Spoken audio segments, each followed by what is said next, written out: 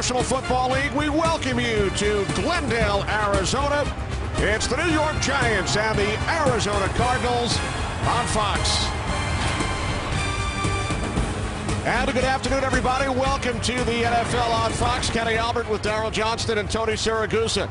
What can the New York Giants do for an encore following their tremendous victory in Philadelphia last Sunday? You know, get ready for a game, Kenny. We look at a lot of stats and we focus on matchups, but at its core, the game of football is an emotional game, and the confidence that the New York Giants gained last week beating Philadelphia is going to be irreplaceable. And you heard the players talk about it this week. You know, now we know what we're capable of as a team. That's huge for them going through the rest of the season. And the Giants today, Darryl, take on an Arizona Cardinals club that has lost their last two games. Kind of the exact opposite. They're trying to find that confidence right now. A lot of talk and a lot of excitement about what Arizona could be this season, coming off that 5-11 season a year ago. But after losing those two winnable games, where is their confidence? It's going to be interesting to see how they respond today against the Giants. Should be fun. Time now to take a look at our Chase Freedom Cashback players to watch. Well, the one way that they can get started is with Kevin Cobb having a great afternoon today. Still learning this offense, a big challenge against that Giant front. Eli Manning, 4 touchdown passes in Philadelphia, named the NFC Offensive Player of the Week. Don't get shortchanged. Get your cash back with Chase Freedom. For more information, log on to chase.com/freedom. There's Goose, Tony Siragusa, brought down by Larry Fitzgerald. Goose up next, but first, today's NFL Mobile Moment presented by Verizon.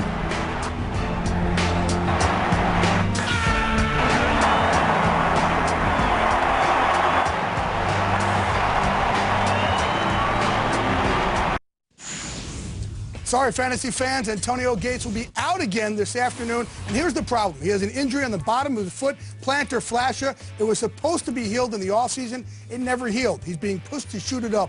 But because he's battled foot injuries for so long and he's taken so many injections, he just doesn't want to go that route. Unfortunately, this is going to linger all season long.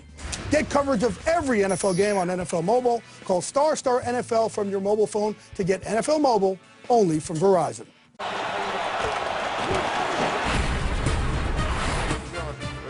Been better. Yeah? It's been a great day. Ready to go? Absolutely. It's been a long time. You know, I haven't played in a while, but I think I'll be all right. You look good.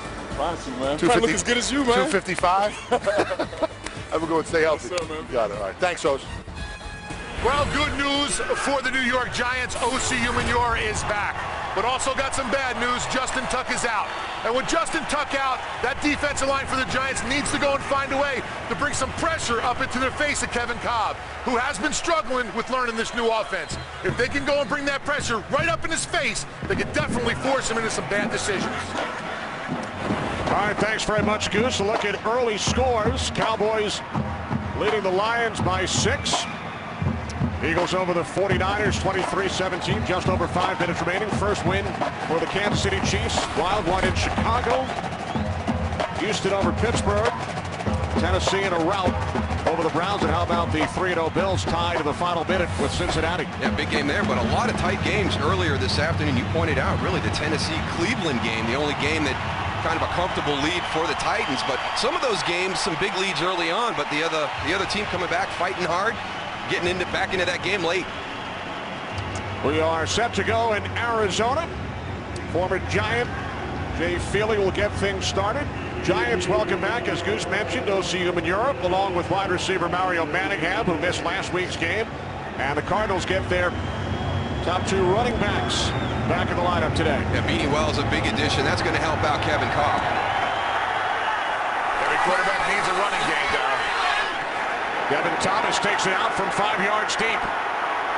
And Thomas is stopped at the 17-yard line, shy of the 20. 22 yards on the return and some extracurricular activity. So Eli Manning, coming off a terrific performance last Sunday, leads the Giants offense onto the field. Just a great performance by Eli Manning last week, and we touched on it at the beginning of that game. You know, the fact that he kind of had to pick this offense up and put it on his shoulders. Victor Cruz, a breakout afternoon, but I got to give Kevin Gilbride a lot of credit. He called a great game, had some great play designs against that Eagle defense.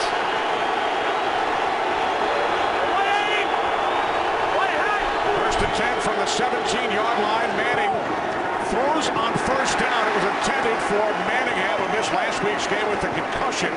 So for the Giants, win over the Rams. A.J. Jefferson on the coverage.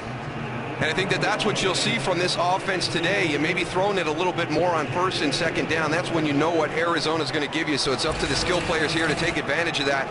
And this is one of the best offensive lines that Arizona has faced so far this season. Darnell Dockett very impressed with them up front. 2 tight ends in the game for the Giants on 2nd and 10. Manning to the air once again. And Adrian Wilson. Pass was deflected, intended for Manningham, and it hit the ground before Wilson could come up with the pick. So 3rd and 10 upcoming for the Giants. Jerome Boger, our referee this afternoon. There's Mario Manningham working. They're playing some zone coverage, but we're getting some great breaks on the ball right here. That's a real heads-up play by Adrian Wilson. He sees the ball coming, turns down that flat where his man is going, drops back into that curl zone where Mario Manningham was. 3 wide receivers, Victor Cruz in the slot. Penalty marker as Manning's pass is batted down by Clark Higgins.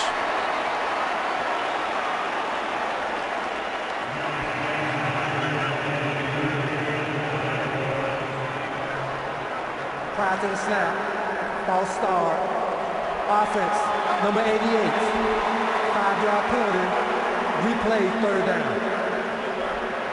We talked about this being an emotional game at the top, Kenny, and the Arizona Cardinals have taken this field with a ton of emotion right now, and the Giants struggling to match that.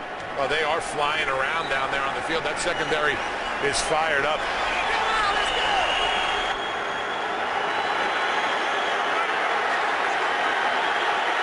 Penalty forces the Giants back, 3rd down and 15 from their own 12.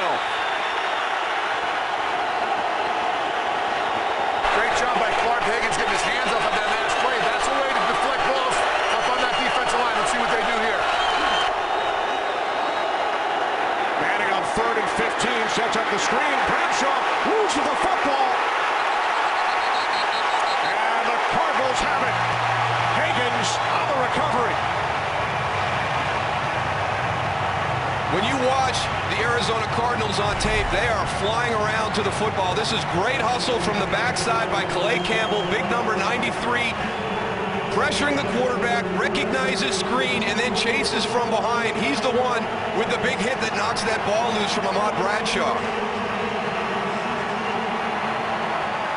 You are absolutely right, Down. This defense was running around. Now let's see what this Giants defense can do. Scoop. 1st and 10 from the Giants, 16 for Kevin Cobb. And the Arizona Cardinals, this is Beanie Wells in this last week's game with the hamstring injury. And he's tackled for a loss by Aaron Ross. Well, getting Beanie Wells back is going to be really important for this offensive group of the Arizona Cardinals. That's going to help Kevin Cobb out. A big group of offensive linemen up front, maybe design more for that run game. And one of the things the Giants want to do, get them into passing situations and turn loose that speed and athleticism of that front.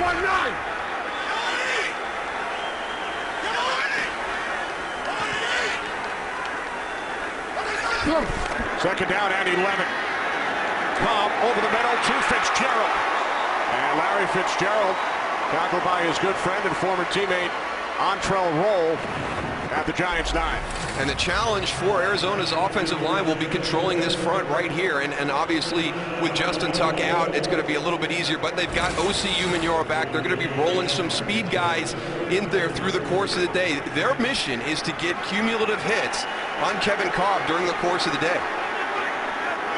All right. We had a look at Justin Tuck on the sidelines. 3rd down and 3 for the Cardinals.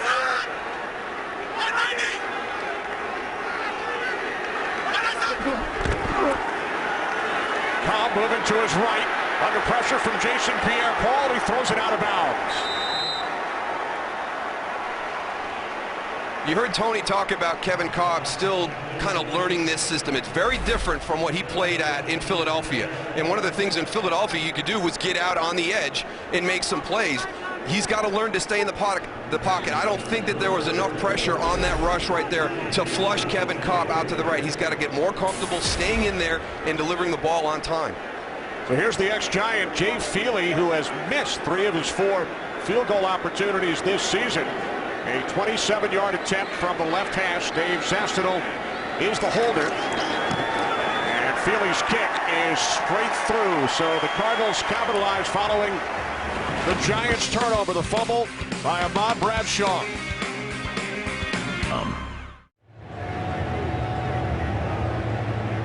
Cardinals with a 3-0 lead over Eli Manning and the New York Giants.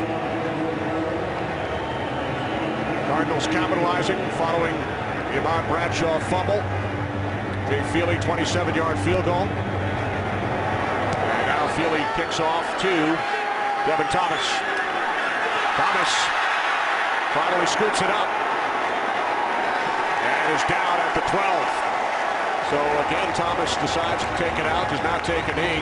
Tackle to the 17 on the opening kickoff, and now the 12-yard line. Looks like they're having a lot of fun down here on the field, Darryl. A lot of pushing going on with this special teams, balls on the ground. It's like Arizona Cardinals came to play.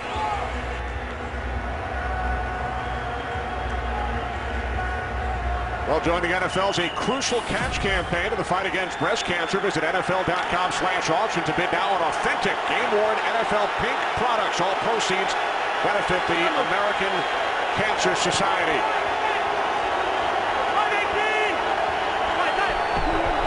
First and 10 from the 12-yard line for the Giants as Bradshaw takes it up the middle.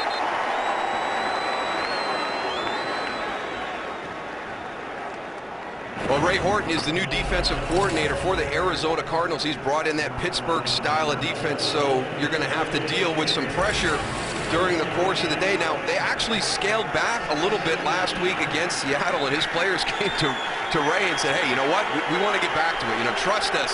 You know, we're going to be able to run your scheme the way you want. So they've got some more blitzes put in there for you this afternoon, Tony.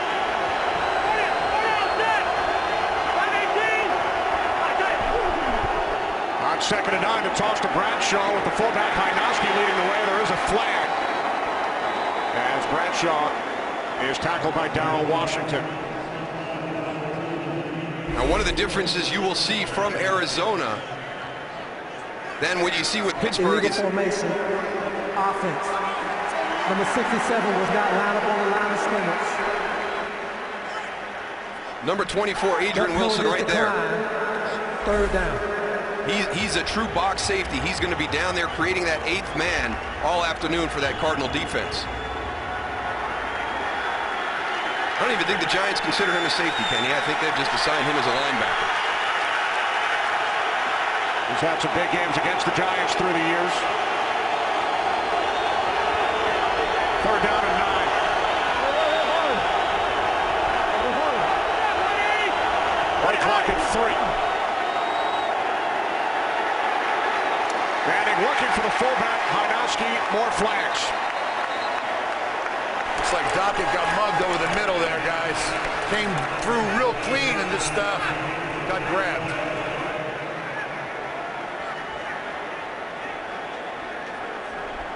Holding, offense, number 76 and number 66. That penalty is declined. 4th down.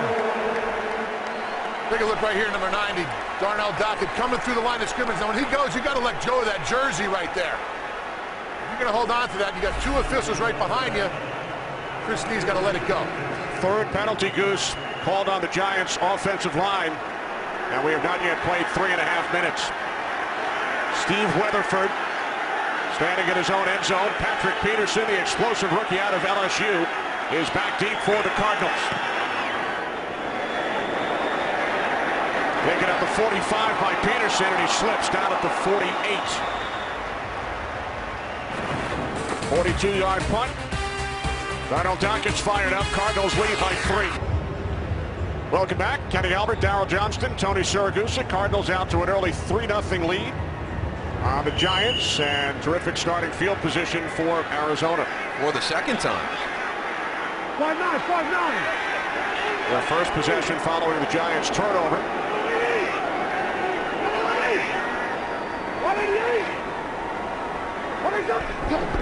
From the 48-yard line on first down, the slant to Larry Fitzgerald, who mentioned it is National Breast Cancer Awareness Month.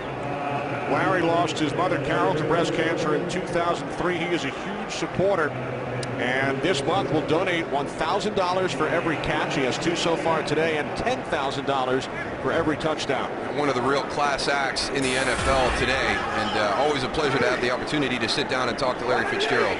He told us it is a cause that is near and dear to my heart. On 2nd and 5, beating Wells to the Giants' 44.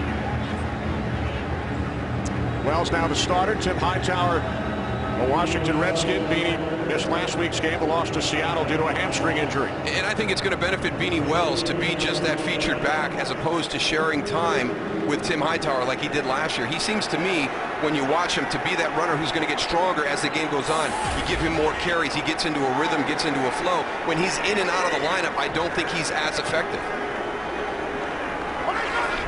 Third down and 2. Cardinals must get to the 42. And they do, as the catch is made by Early Doucette, who has had great success on third downs this year. In fact, he leads the league in receiving yards on third down over the first 3 weeks. And they're starting to build a little bit of chemistry. We've talked about, and you're always going to be worried about Larry Fitzgerald, so you use that to your advantage. You get people to look at him. That frees you up on the outside. And what you see on tape, and the Giants are well aware of this, it seems that Kevin Cobb is actually maybe more comfortable with Early Doucette than any of the guys right now. Cardinals empty the backfield. 1st and 10 from the Giants' 32. Cobb moving to his right. Chased by Kiwanuka. And he's out of bounds at the 30-yard line. We talked about how this is different than what Philadelphia does. I just want you to watch the depth of these receivers once they get to the end of their routes. They're all going to be about 5 yards down the field. Now, this is completely different. Stop it right there. Look at the depth of everybody here. Nobody's really pushing it deep. Now, in Philadelphia, you sent everybody deep, and then you had a shallow route built in as your escape if everything was covered down the field. That's one of the adjustments for Kevin Cobb in this system. He's got to learn to get that ball out a little bit quicker. It's more timing-based. Off the play fake on 2nd and 8. Pressure from Linval Joseph, and Cobb finds his man for a first down. It's LaRod Stevens-Howling, who missed the last 2 games with a hand injury. But this is one of the things that Kevin's going to bring to the quarterback position, the ability to extend the play and be able to move around. He's very mobile in the pocket. Everybody's covered. He's moving to his right. Good adjustment by L. Stevens-Howling and Andre Roberts, too. Noticing your quarterback is in trouble. He's sliding right. Everybody stops and adjusts. Gaining 10 with Justin Tuck on the sidelines. Cobb has completed 4 of his first 5 pass attempts. The give to Wells, running left. And he's down at the Giants' 17, a gain of 4. Now that's the 3rd or 4th guy we've seen slip down here on the field so far. This isn't, natural grass that they're playing on. It's really in good shape. It's not wet or anything. I don't know why these guys are sliding, but they are. Wonder if it's a firm track, Goose, and the cleats aren't getting in there deep enough, sinking into that sod deep enough. And the roof is closed. Temperatures in the 90s all week here in the Valley of the Sun. 2nd down and 6.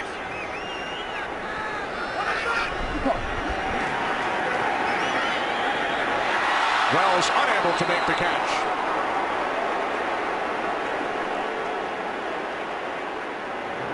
That's unfortunate right there. A nice opportunity. They had a good play called into this. There's a blitz coming in. You see Antrell roll in there, pressuring the quarterback on the backfield. If you can get 1 hand on it, you can get 2 hands on it. Don't assume you're going to make that catch. Get 2 hands on it, lock your eyes on it, make the catch first. He's lucky there wasn't somebody on him quicker that would have got that as an interception right there. Bring it in. 5-9. Alert, Levi, alert.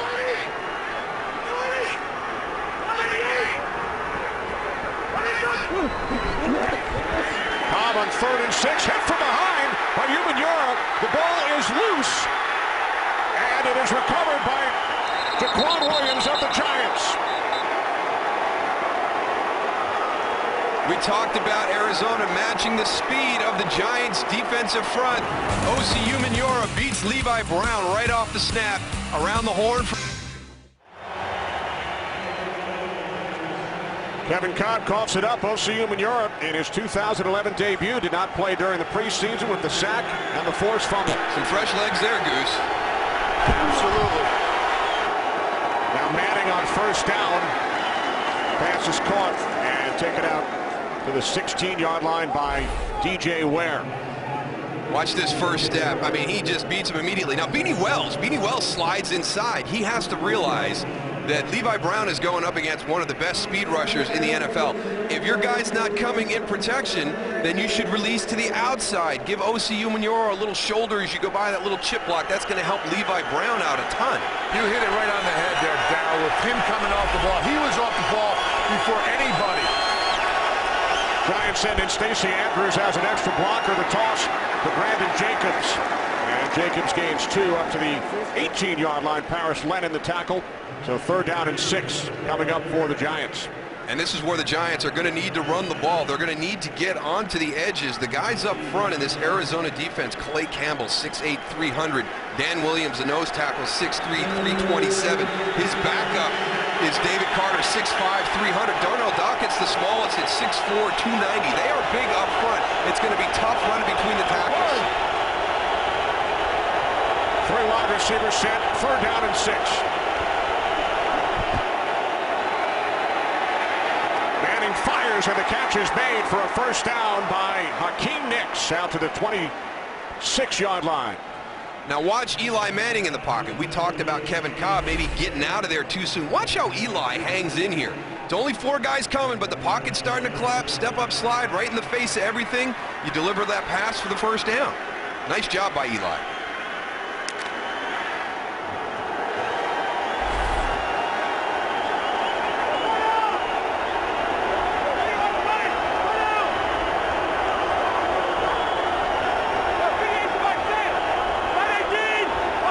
From the 25-yard line, Brandon Jacobs. Jacobs gains 7 out to the 32. Well, Eli Manning returning to Glendale. He was the MVP of Super Bowl 42 in this stadium. And when you look back over his 8-year career during the regular season, how symmetrical is this? 53 starts at home, 53 on the road, an identical record, and an identical number of touchdown passes. You want consistency at the quarterback position, but I don't think anybody expects something like that. I mean, that's an amazing stat to be completely balanced. Here's Manning on 2nd and 3. Brandon Jacobs, and he's tackled from behind at the 32-yard line by rookie out of UCLA, David Carter. David Carter does a great job of going rushing the passer, realizing that they're setting up that screen, which the Giants are notorious for, and coming back out and making that play. If he doesn't go and make that play right there on Brandon Jacobs, he might still be running.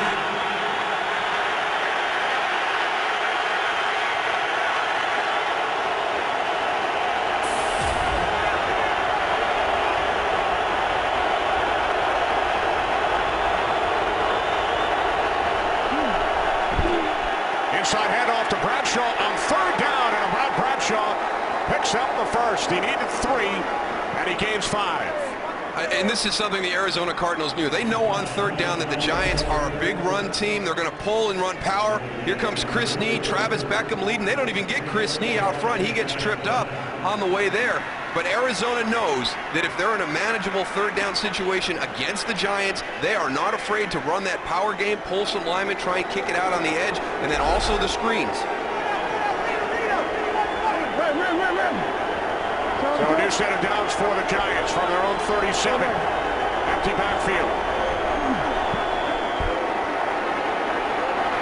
Manning over the middle.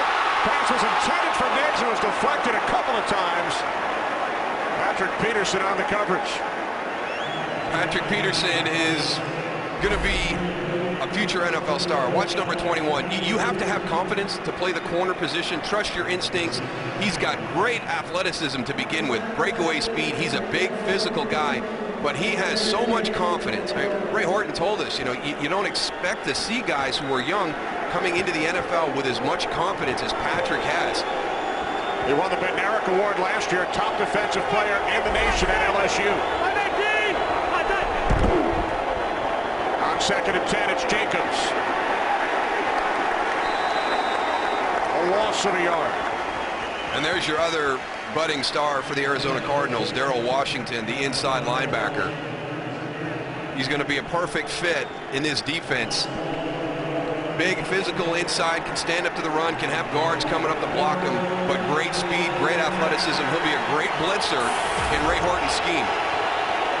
Second season out of TCU, 3rd and 11.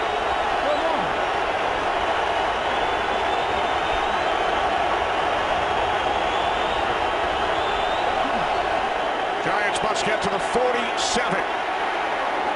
Manning throws, and Nix blanketed by Patrick Peterson. He's going to be good. And I think that makes him more special is what he's getting to do right now, go back and field punch. You see right there, just the jump jam. I mean, very physical with Akeem Nix.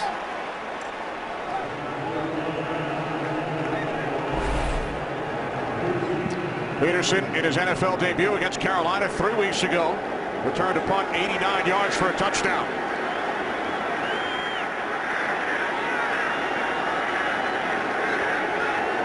Weatherford punting from his own 33-yard line.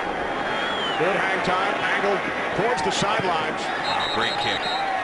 Giants kept it away from Deshaun Jackson last week, and they do not give Peterson an opportunity.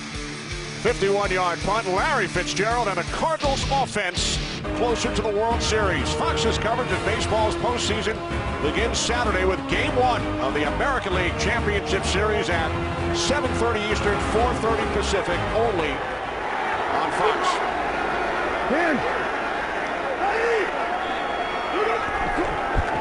Cardinals start from their own 12-yard line following the 51-yard punt, and Wells, hard to bring down, takes it all the way to the 19, a gain of 7.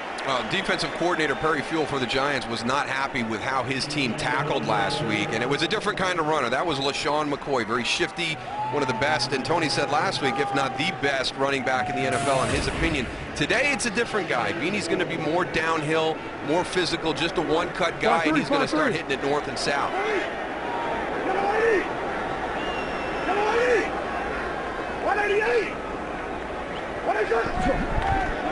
On 2nd and 3, the handoff to Wells once again, cuts to the outside and then slips, but did not go down. Now he is down at the 24. I was going to say that was pretty impressive if he was able to keep his knee off the ground on that cut. Let's take a look. And they go again, sliding out a little bit, Goose. You know what? I don't know if he was ever down. His butt get down there. Ball comes out though. Well, the ball has been spotted back at the 21, so he was ruled down. So the Cardinals now face a 3rd down and 1. Hey, 94. Lock it, lock it, lock it. Cobb on 3rd down to Fitzgerald. 3rd catch of the day for Fitzgerald. Corey Webster on the coverage, and the Cardinals move the chains. When you've got these great edge rushers coming off the outside against the Giants, you got to give them some different looks. Right there, they motion Todd Heap in, bring him back out, and he's gonna get in the way of Jason Pierre-Paul. He's gonna make him think. You do some different things so they just can't line up every snap and know that they can come upfield. Bring a guy in motion and crack him. Do some different things to get them thinking during the course of the game. No.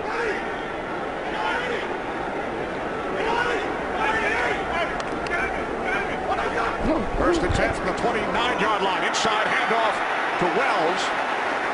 And Wells gains 7. Now to the 36. As time winds down in this first quarter, each team committing a turnover. The Ahmad Bradshaw fumble led to Jay Feely's 27-yard field goal. The only points of this first quarter. Giants could not capitalize on the O.C. Umenyiora sack and forced fumble. So 15 minutes in the books. Fox NFL Sunday will continue after these. Arizona Cardinals with a record of 1-2, leading the 2-1 Giants 3-0 as we start the second quarter. Justin Tuck on the sideline. 2nd down and 3 for the Cardinals. from their own 36-yard line. Beanie Wells up the middle, out across the 40 to the 41 for an Arizona first down. Some tremendous games earlier, Darryl. Oh, Devin Hester continues to do it. I mean, just an unbelievable returner, big name there. And you've got him matched up with Cam Newton. 374. Again, Cam Newton is just, he is completely blown away my expectations as the rookie quarterback coming in. And the Dallas Cowboys, boy, they were up 27-3 at one point. And Tony Romo just tore it up in the first half, had a real tough second half, 14 points in interception returns for that Detroit defense getting back in the game. From the 41-yard line, Cobb steps up and fires off the hand of Fitzgerald. Time for a game break as we head to Los Angeles. Here's Kurt Menefee. Kurt. Well, how about those Detroit Lions? They came back from 27-3 down in the third quarter to beat the Cowboys. Calvin Johnson's second touchdown of the game with a minute and a half to go. Won it. 34-30. Lions unbeaten at 4-0. Kenny Moose and Goose. Incredible. Thanks, Kurt. That's 2 weeks when I came back from a big deficit last week. Good. You get in that situation, you can't have Calvin Johnson out there one-on-one. He's already got a height advantage over Terrence Newman. I got it. I'm pulling. Second down and 10. Here's Beanie Wells. Chris Canty on the tackle from behind. Calvin Johnson, one of the guys who Larry Fitzgerald spends a lot of time watching film of both Calvin Johnson and Andre Johnson of the Houston Texans. It was very interesting when he told us, you know, I want to see how these guys are defended. I want to see what the offensive coaches are doing to try and get them open, because it's kind of similar to what Larry is. I mean, you come in here against Arizona and you want to take away Larry Fitzgerald. When you play Detroit, you're going to do everything you can to stop Calvin Johnson. When you're against Houston, you're going to do everything you can not to let Andre Johnson beat you. So he studies them to see how they handle those situations. Empty backfield, third down and 6. And Cobb's pass is caught by Early Doucette. It's his second catch on third down today and his second first down. And then just that timing right now, very efficient with Kevin Cobb. He's going to come back, and again, you put Larry Fitzgerald out there, get everybody focused on him.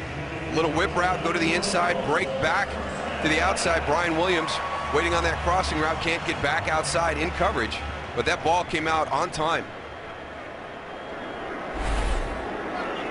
So the Cardinals cross midfield, first and 10 from the Giants' 45. Cobb has hit on 6 of his first 9. 188. Off the play fake. Cobb chased by Boley and Umanura, and he throws it away, and there is a flag after Cobb took a late hit.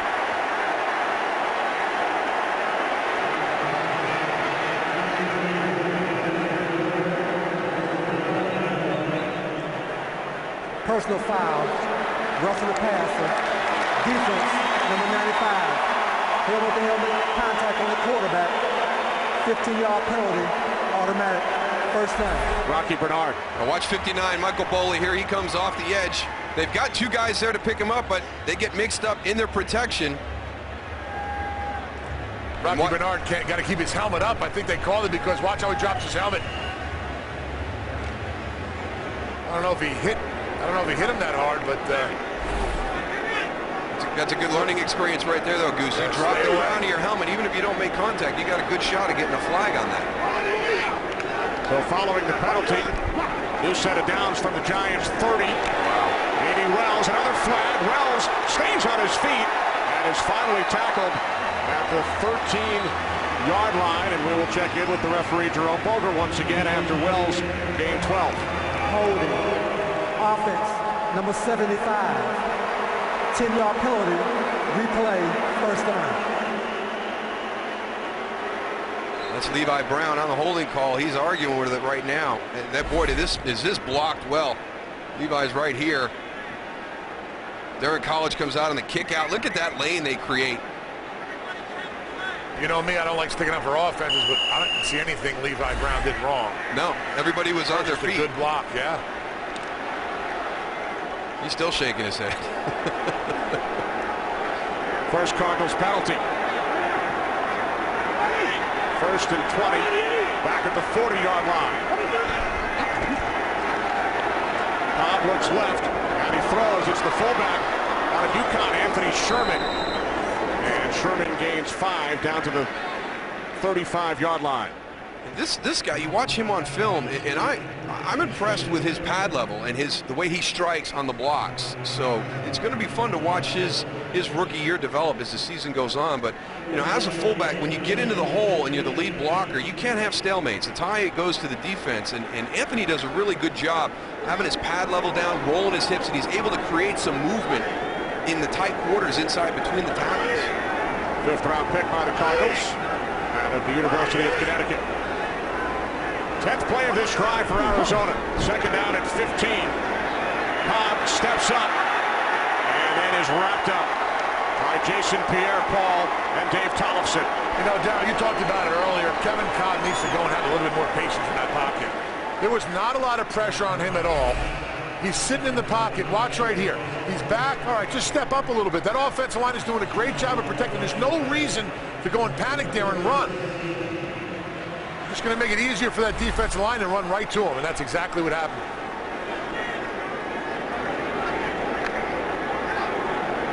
Second sack for the Giants today. Now 3rd down and 17. I got 94, 3 down. Cardinals must get to the 20-yard line. Cobb looking. Now he fires. Just short, despite the good second effort. The tight end, the rookie out of Florida Atlantic, Rob Hausler, after gaining 16, is tackled a yard shy of the marker. You know, another way you miss tackles is your angles to the play. And just 2 terrible angles by the secondary of the Arizona Cardinals. Kevin Cobb this time moves around, but he stays back in the pocket. But watch the angles coming up to make this tackle. Both players on the outside. That allows Rob Hausler to get back inside. His first NFL catch. Now the Cardinals on 4th and 1. Giants made a big stop on 4th and 1 last week in Philadelphia. Cobb to slant. Fitzgerald. First down, Arizona.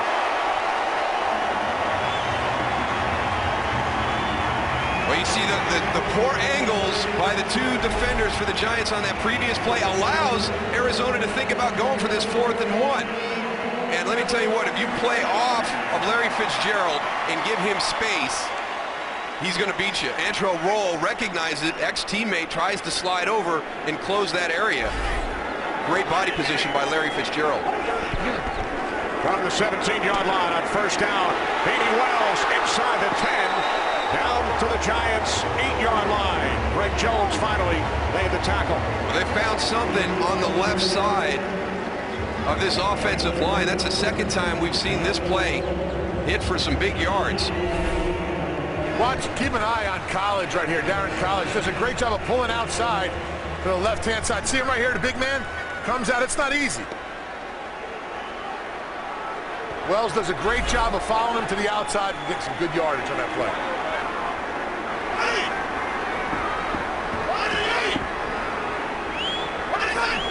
Second down and 1. Cobb looks right. Stays on his feet. And then throws it out of bounds. You want to see a smart play? No. But did you see the lineman came back and broke the grasp that he had on Kevin Cobb? That's called the chop. Yeah, watch at the end of this. See which guy it is that has a handful of them. It's Chris Canny. He's got him right there. Now watch, Brandon Keith goes between and breaks the grip, and that frees up Kevin Cobb to get outside the pocket and throw it away. Eli Manning knows a thing or two about breaking the grasp in this stadium.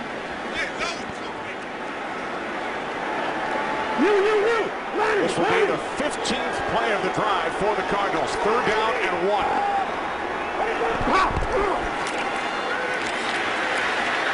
And Wells is forced back by Matthias Kiwanuka. We talk about building a wall as a defense. Matthias Kiwanuka, he was not being moved. He had all kinds of bodies coming at him. He just stood everybody up. This time, Ken Wisenhunt will send out the field goal unit.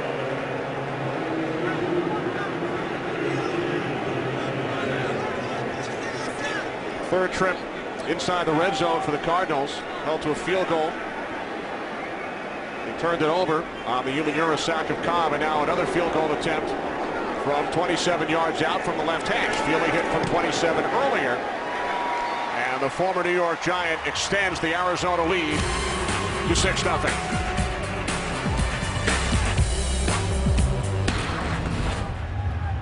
Little discussion going on over there on the sideline. Again, they're still trying to get on the same page. This is Kevin Cobb's first year in this system. It's very different than what he was doing in Philadelphia. And Ken Whisenhunt actually told us, you know, hey, listen, we're asking him to do a whole lot more than he's ever done before as a quarterback in the NFL.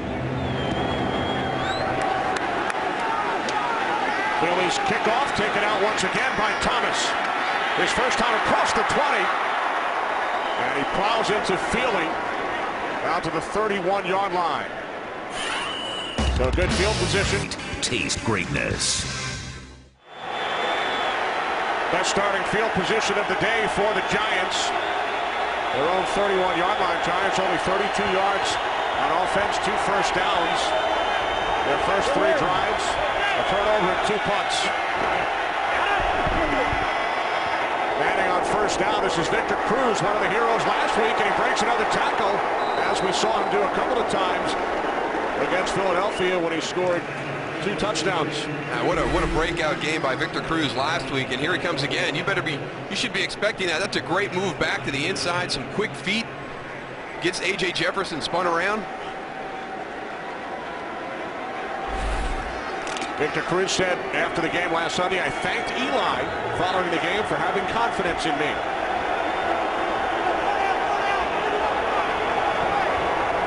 Cruz gained 13.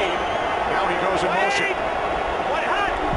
From the 44-yard line, they hand off to number 44, Ahmad Bradshaw. And he's bottled up after a gain of just 1 by Darrell Washington. Well, you saw the opening kickoff, and take a look at Jay Feely right here, number 3. Pow! You know, Jay was mixing it up a little bit earlier when the Giants were on the field, and I'll tell you what, he didn't look like much of a tackler out there, Darrell. He might have hit Devin Thomas with his foot when he was falling back. He got him down, though. The Phillies had the 05 and 06 seasons with the Giants. Now 2nd down and 9. Manning to Bradshaw out of the backfield. He's across midfield. Giants into Cardinals territory for the first time today.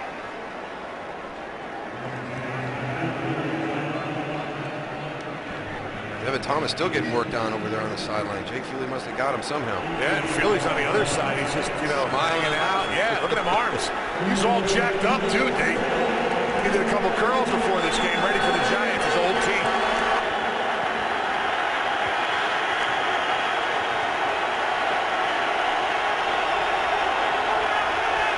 Third down and 1 for the Giants. Bradshaw. First down. That's good tough running right there. He keeps them legs moving and just drives the pile and pops out right through it. That's the most important thing where you're a 3rd and short runner is just trust everything up front. You don't have a lot of time to make any moves. You've got to stay north and south, get your head down. Patrick Peterson try and squeeze that corner. If he stays up on his feet and doesn't go down and try and take Henry Hynoski out, then you squeeze that hole down in a little bit more and put some more pressure on Ahmad Bradshaw to turn it up even sooner.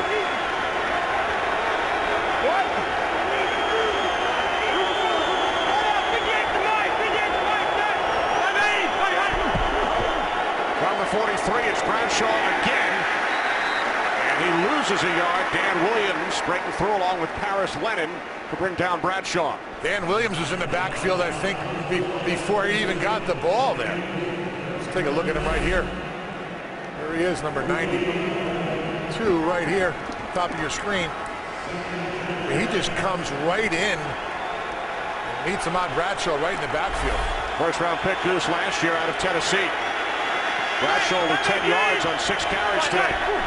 2nd down and 11. Manning to Hakeem Nicks, who makes a spectacular catch for a Giants first down.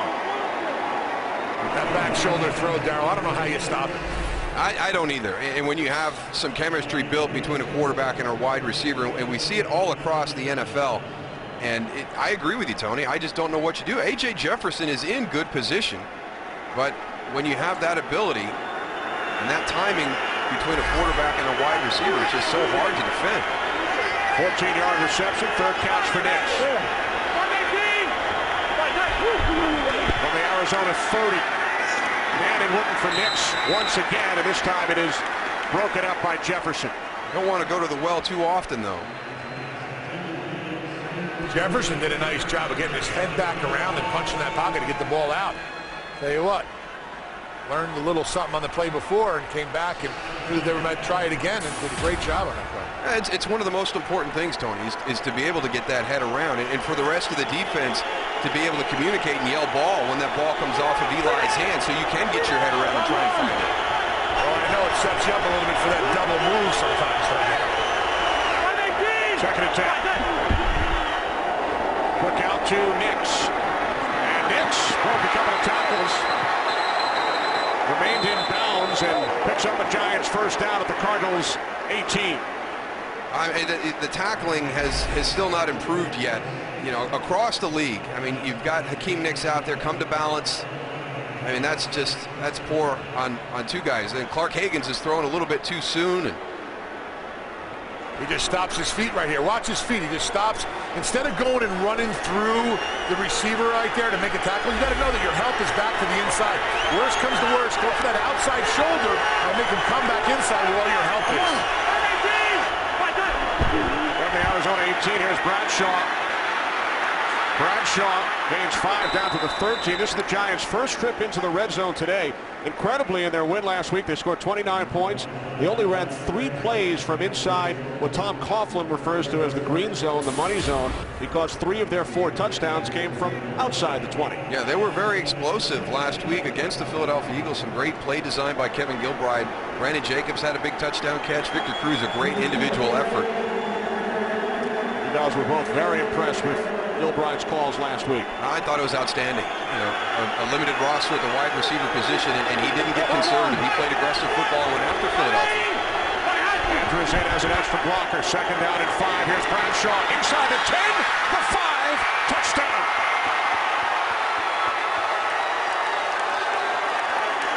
Somebody had to be able to seal those linebackers off from the inside, Tony, because they've been running to the ball all afternoon. But that was as well a block play as we've seen from this Giant run game in a while. Just a helmet on a helmet. Just had nobody coming from inside out. Stacey Andrews does a great job of getting that reach block to give him on Bradshaw the corner. A.J. Jefferson's got to come up and force that a little bit more. He gave himself up a little bit too easily. Lawrence Tynes adds the extra point. 3rd touchdown of the season for Ahmad Bradshaw. The Giants lead by 1. Well, let's take a look at this touchdown run right here. Stacey Andrews right here, okay, goes and blocks. Watch how many guys he blocks. He's got Clark Hagan. He drives him back. Now look, he cuts off the linebackers. Paris Lennon, David Carter. I mean, that's a great lane right there for Bradshaw just to go and run right into the end zone. But he should come back and go and give Stacey Andrews a big hug for that touchdown. Bradshaw, 22 yards on the ground during that drive, 13-yard touchdown run. And now A.J. Jefferson takes it out from 6 yards deep in the end zone, and he is stopped shy of the 20 by Tyler Sash. Giants lead thanks to Ahmad Bradshaw. It's now 7-6, the must-see live event you can only catch on Fox. Dos Santos and Velasquez for the UFC Heavyweight Championship of the World, Saturday, November 12th, right here on Fox. Here's Beanie Wells on the first down handoff from Kevin Cobb, and Wells takes it out to the 23, gain of 5. Well, that was a great response by that Giant offense to get down there and take the lead right now. The Arizona Cardinals have wasted some opportunities here in the first half. They've been down in that red zone several times and only got 6 points out of it. And now all of a sudden there's Kevin Gilbride sitting down on the sideline at 7-6. After they kind of came out a little bit flat, took them a while to get going and match that emotion of the Cardinals. 3 red zone trips for Arizona. 2 field goals, 1 turnover. Second down and 5. Cobb under pressure from Canty. There is a flag as Cobb throws it out of bounds. Darren College even got a little bit of help from his running back on this one.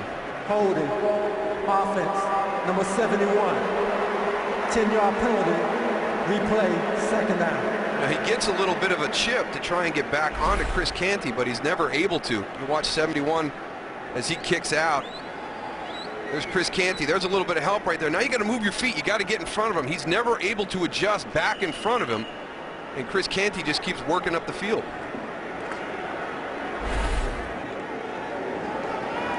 Aaron College, who spent the last 5 seasons as a member of the Green Bay Packers. Now second down and 15. Bring it over, bring it over. Cobb under pressure, and down he goes back at the 5-yard line. Second sack today for Dave Tollefson. There's a guy with a motor right there, Dave Tollefson. He does not stop, Darryl. No. He just keeps coming. You can knock him down. He gets up off the ground. He just keeps coming. Take a look at him here. So Goose with Tuck on the sidelines, Umenyiora with a sack, forced fumble, and now Tollefson with a pair. But the NFL, for the private use of our audience, any other use of this telecast or of any pictures, descriptions, or accounts of the game without the NFL's consent is prohibited. Following the 2-minute warning here in Glendale, Arizona. I got him. Third down and 23 for the Cardinals. Everybody out. And Cobb's pass is incomplete. He was looking for early Doucette, so the Cardinals forced to punt it away. Coming up on the Visa Halftime Report, Kurt, Terry, Howie, Michael, and Jimmy from our studios in Los Angeles. The Lions 4-0 for the first time since 1980. Huge comeback win in Dallas. And how about the Philadelphia Eagles, the so-called dream team, now 1-3 following their loss at home to the 49ers. Some crazy games earlier today. Good news for the Giants with both Cowboys and the Eagles losing today. The Redskins won their game over St. Louis. Washington now 3-1 as Aaron Ross is down at the 44-yard line by Michael Adams. So terrific field position for the Giants, who lead by a point. Central on Fox. Giants with all 3 of their timeouts, a minute 49 remaining, second quarter. Giants lead the Cardinals 7-6. Here's Ahmad Bradshaw, who has the Giants touchdown, takes it out to the 48-yard line. Gain of 3. Just an ebb and flow here in this first half. Arizona came out with lots of opportunities early in the game, not able to take advantage of it. Giants kind of weather that storm. They've got an opportunity to add to their lead here in this 2-minute situation. Second down and 7. Manning looking for Hakeem Nicks. 3rd and 7 upcoming for the Giants. Got to make that throw. That's one that you'd expect Eli and Hakeem to be able to connect on. Nicks has 4 catches today. Bradshaw, the Giants' leading rusher. Manning 9 of 15.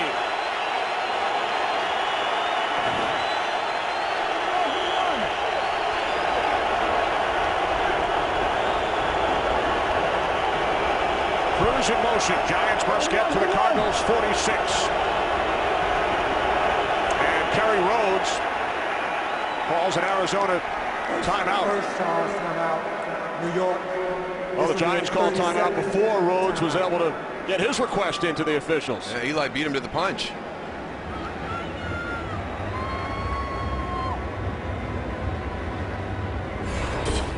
Well, tomorrow night, the new season of House begins with television's most brilliant doctor in lockup for his biggest mistake. But will hard times turn House around? Don't miss an unforgettable season premiere event, House, tomorrow night at 8, 7 Central on Fox. So the Giants charged with the timeout, as you can see on our Fox box. Giants with 2 timeouts remaining. Cardinals have all 3 of theirs. 3rd down and 7.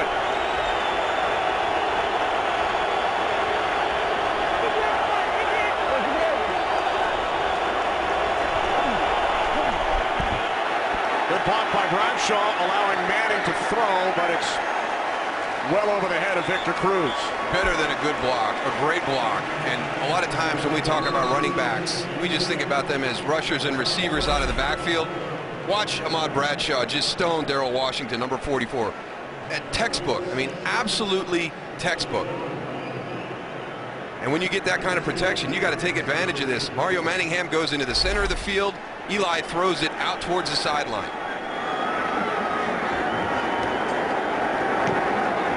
Weatherford punting as we approach 1 minute remaining. Peterson lets it go, and it makes the Cardinals bounce into the end zone. So Arizona with 68 seconds on the clock and 3 timeouts will start from their own 20.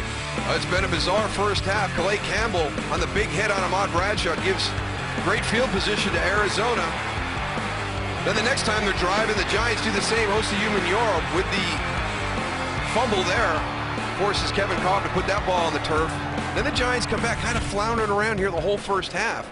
But the drive prior to the one they just had, able to get Ahmad Bradshaw in there to take the 7-6 lead here. So now Kevin Cobb and the Cardinals go to work from their own 20-yard line with all 3 timeouts. 3 wide receivers set.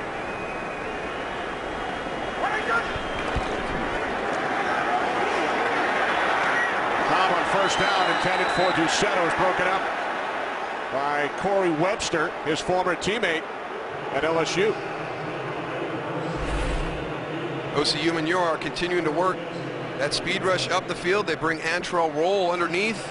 Good job there by Levi Brown that time, just getting into position, pushing him back. And look at Corey Webster. Watch him come over the top, 23.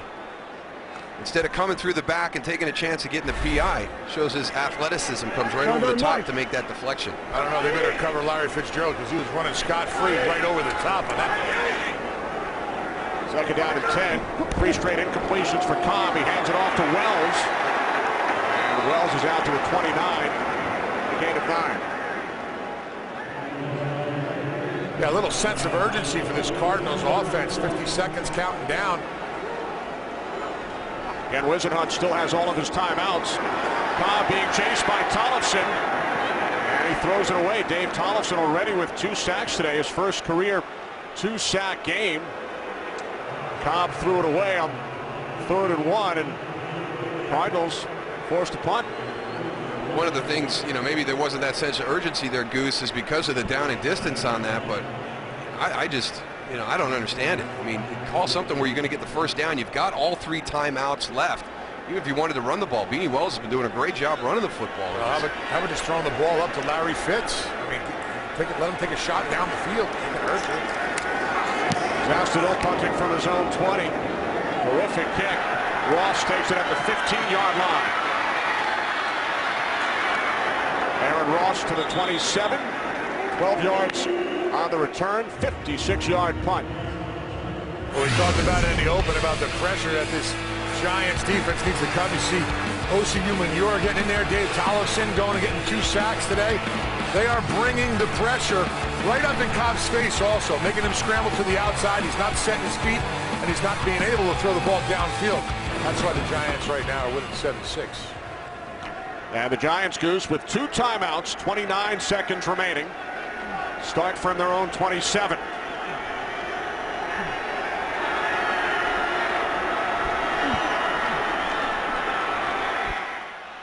Manning with loads of time on first down. He throws, and the catch is made out at the 49 by Hakeem Nicks. 22-yard pass play. Giants stop the clock. They use their second timeout with 20 seconds remaining. Tell you what, the protection of that offensive line of the New York Giants. Eli Manning, he just sits there. 1,000, 2,000, 3,000, 4,000. I mean, he has all day to go and find a receiver. He's scanning the whole backfield right there and winds up finding Cruz. I mean, Nicks. 5th reception for Nicks today, Goose. Giants need to go about 15, 18 more yards to get into field goal range for times. They have 1 timeout remaining.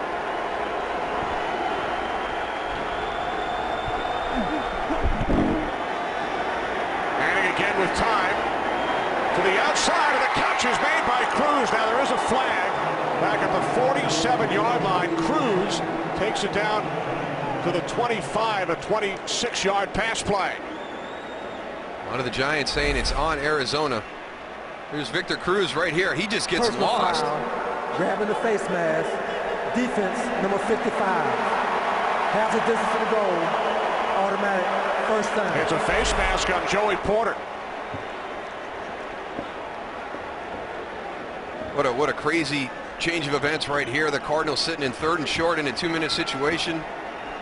Have it incomplete, kick it to the Giants, and here they come right down the field again. We're thinking maybe an opportunity to get a field goal, but now they're knocking on the door for a touchdown. A 26-yard reception by Cruz, and then tack on 15 more due to the face mask on Porter. After the 22-yarder to Nix. I mean, just 2 huge pass plays and a big penalty. Well, 26 yards and then half the distance. Here's Manning on first down. Giants still with a timeout to the end zone. Good coverage by Peterson on Hakeem Nicks. One of the things you'll see with Patrick Peterson is he's got the ability to have his eyes on the receiver and then back to the quarterback. Look at how he gets his head around right there. He is wise beyond his years right now at the cornerback position.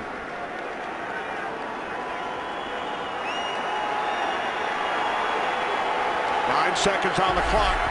Giants still have a timeout.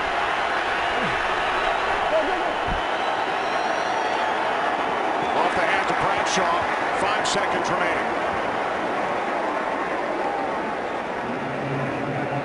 And now Tom Coughlin will send out Lawrence Tynes and the field goal unit.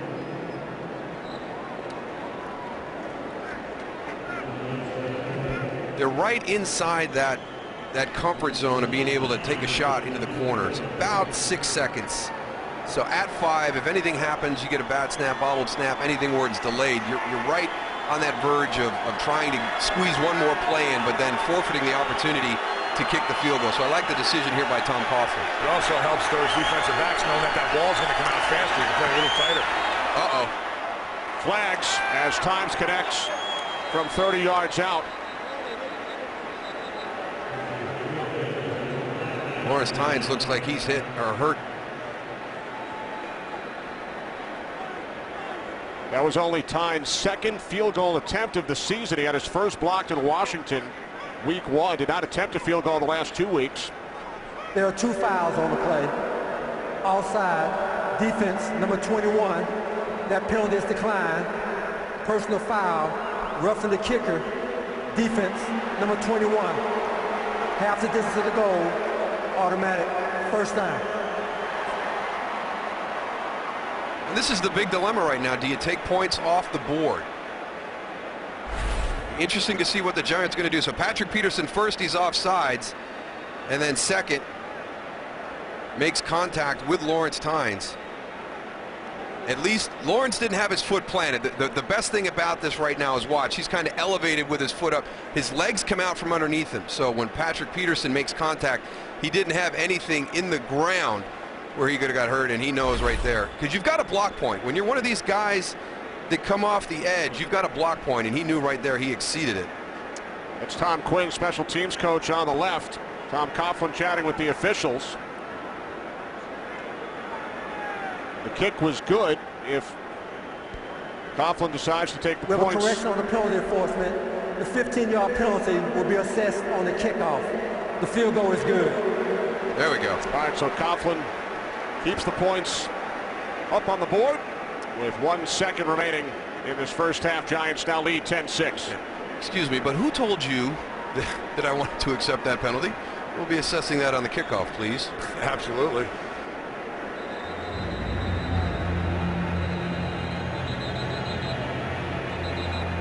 So the Giants will kick off with 1 second on the clock. Visa halftime report is coming up with Kurt, Terry, Howie, Michael, and Jimmy. Some big comebacks earlier.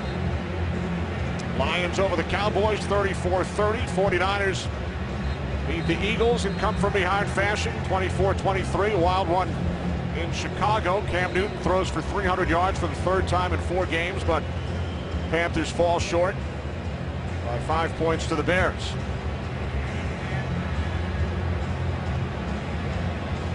Here in Glendale, Giants leading the Cardinals 10-6.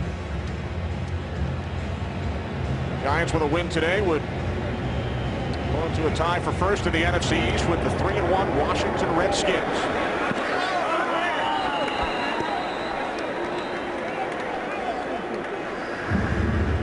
I think he was trying to kick it into your little field booth down there, Goose. He's trying to damage your equipment. I'm surprised they didn't go and... You didn't turn your back, did you? You were protecting it, right? I was over near the goalpost. Good thing. Came right at me there. Great to see the Tides is okay. Yes, yeah, exactly. I mean, they've already got issues with Zach Diassi, he's got a chronic bad back that flares up from time to time, and it flared up this week. And then to have your long snapper go down and then have your kicker get injured during the game. And Diassi did snap on that field goal. Cobb will take it in. That will do it for the first half here in Glendale, Arizona. Eli Manning and the New York Giants out to a 10-6 lead. Dave Tollefson with 2 of the 3 Giant sacks of Kevin Cobb. Osi Umenyiora had the other, forced a fumble. Jason Pierre-Paul and Jeremy Bridges exchanging pleasantries. It's been that type of game. We started off the opening kickoff. We had a little bit of pushing and shoving going on at the end of that, and we finish up the half with the same thing as we head into the locker room. Carried over from the Giants-Eagles game last week. Absolutely, but it's been a first half of missed opportunities for Arizona. The only touchdown we have here in the first half, the touchdown run by Ahmad Bradshaw to give the Giants the 7-6 lead at halftime. But the Arizona Cardinals, great field position at the beginning of this game, and they were only able to generate 6 points from that. Cardinals into the red zone 3 times. A pair of field goals and a turnover. Giants with that touchdown from Bradshaw and then a 30-yard field goal from Tynes. So the Giants lead 10-6. Visa halftime report is next.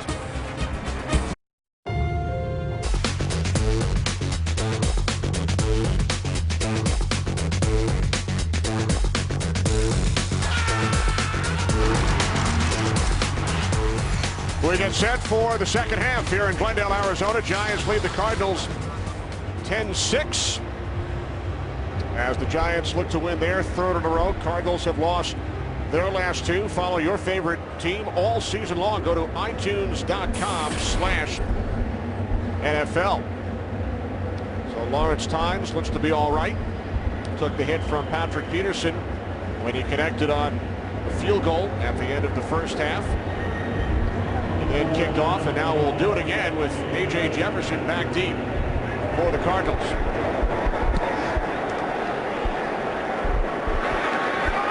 Taken 2 yards deep by Jefferson. Jefferson out to the 27-yard line, 29 yards on the return.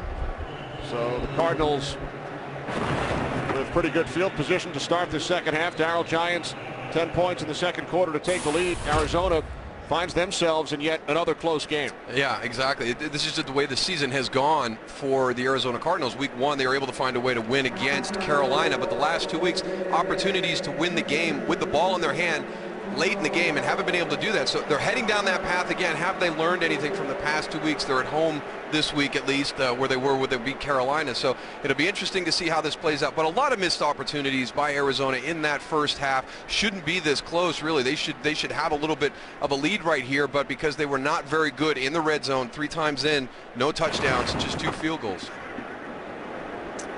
And a turnover as well. Cardinals were flagged for delay. So penalty marked off, and Arizona will start from their own 22-yard line. Meaning Wells, 12 carries, 54 yards in the first half. As Wells on first down, out to the 25. Ball came loose. Question is, was Wells down? Andre Roberts on the recovery. I did not hear a whistle, and you can tell by the spot of the ball it was at the recovery, so it looks like that was a live ball. And the Cardinals will actually gain 2 yards thanks to the fumble. Take a look at the end of the run right here.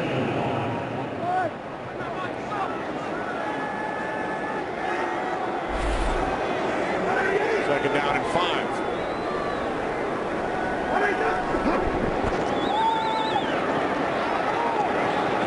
Over the middle to Fitzgerald. The Cardinals first down out to the 34-yard line.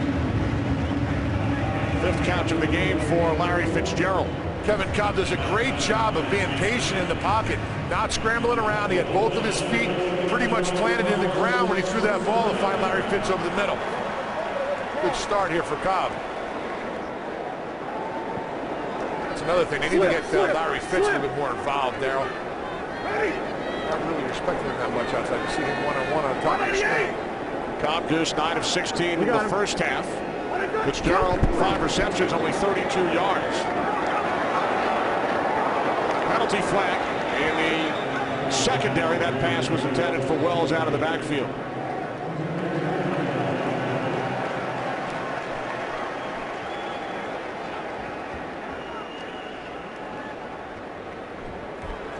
Holding. Defense, number 31. 5-yard penalty, automatic, first down. Aaron Ross, who had 2 interceptions in Philadelphia last week. Yeah, Goose, you don't get many opportunities when you have Larry Fitzgerald in that true one-on-one situation. And, you know, we talked to Kevin Cobb about it. And, you know, would there be, you know, opportunities for you to just say, hey, you know what, I'm not going to get this a whole lot during the course of this game. I'm just going to take a shot out there and see if he can do something. I think you're absolutely right, but you know, and we know that Kevin Cobb is just starting to understand this offense. But if you saw that last play, Cobb had Larry to his right-hand side, and after he snapped the ball, all he did was look to his left. So he has to have a little bit more vision downfield to find it. Here he is down here at the bottom. Looks like he's one-on-one again. Simultaneous circles for Moose and Goose. Good job. We're both thinking at the same spot there, Kenny. Synchronized circle. Beanie Wells out to the 42. 8 of 3. Jimmy Johnson talked about it, you know, at the halftime show. Just the addition of Beanie Wells back in here, I think it has made a big difference. And even the Giants said, you know, now they've got that dual threat now. You know, they can throw the ball with Kevin Cobb and Larry Fitzgerald and Early Doucette and Andre Roberts and everybody they've got there. But you know, having him back there, you know, we can't just commit to getting to the pass. We've got to respect that running game. Cobb on 2nd and 7. Fires downfield for Fitzgerald. Fitzgerald goes up and makes the catch. He wrestled it away from Deion Grant. And with that catch, Fitzgerald sets a franchise record for career receiving yards, a 48-yard pass play. They've got him double covered, but it's Larry Fitzgerald, and we see it time and time again. The ball is closer to Deion Grant than it is to Larry Fitzgerald. He goes up and just takes it right away from him. And how many times have we seen, Goose, where he's been covered, but he still comes down with that ball? Absolutely. If it's a simultaneous catch, it goes to him anyway. From the 11, Beanie Wells. I mentioned with that reception, Fitzgerald sets a franchise record. Roy Green had held the franchise record for most career receiving yards. Green spent 9 seasons with the St. Louis Cardinals, 3 here in Arizona, and now Fitzgerald atop the list.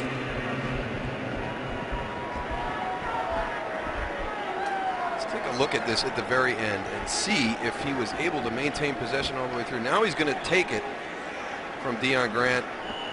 Yeah, he's got it, and Deion Grant got it, and punches it so it almost touches the turf, but Larry had that one. Rocky Bernard, the injured Giant. Favorite pizza, your favorites, your Pizza Hut. And by Bud Light, the official beer sponsor of the NFL. Here we go.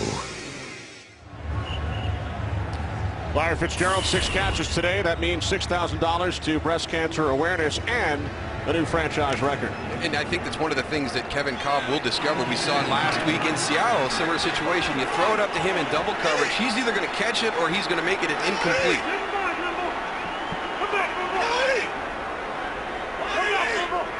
Fitzgerald lined up in the slot, 2nd down and 7. Cobb to Fitzgerald.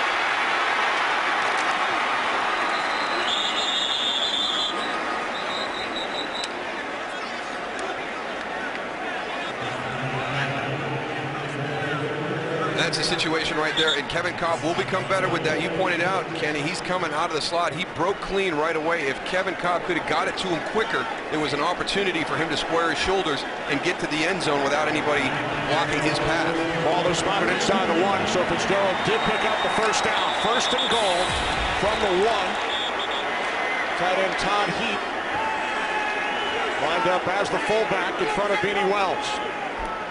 2 fullbacks, Sherman and Heap. And now Heap Split out wide to the right. Sherman in motion. Cobb on 1st and goal. Under pressure, and he throws it away. He was chased by Kiwanuka. 2nd and goal coming up for Arizona. Anthony Sherman needs to get to that outside shoulder on this play. They're trying to get Kevin Cobb out on the perimeter. So as he motions across, you got to get on the outside of Matthias Kiwanuka. He's going to get to the inside, which still allows Matthias to get upfield into the throwing spot of Kevin Cobb. Even if you have to come over and just cut him down.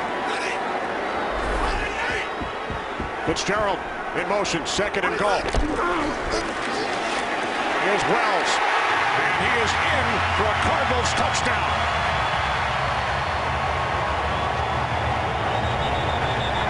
Penalty flags. They're in the post, touchdown, pushing and shoving. Well, we saw Jeremy Bridges getting into it right before the end of the 1st half, and I think he could get flagged on this one. Good physical run by Beanie Wells right here. Takes on Corey Webster right at the goal line. Nice blocking by Larry Fitz right there, too, to seal it off on the inside.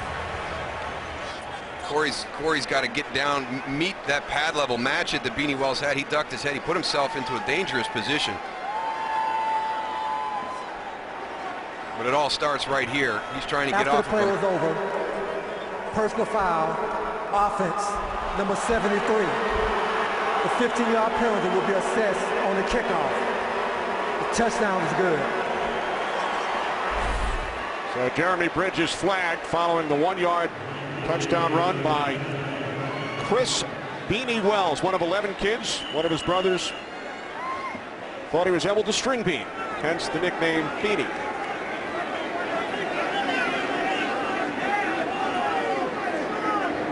Here's Jay Feeling. 13-10, Arizona.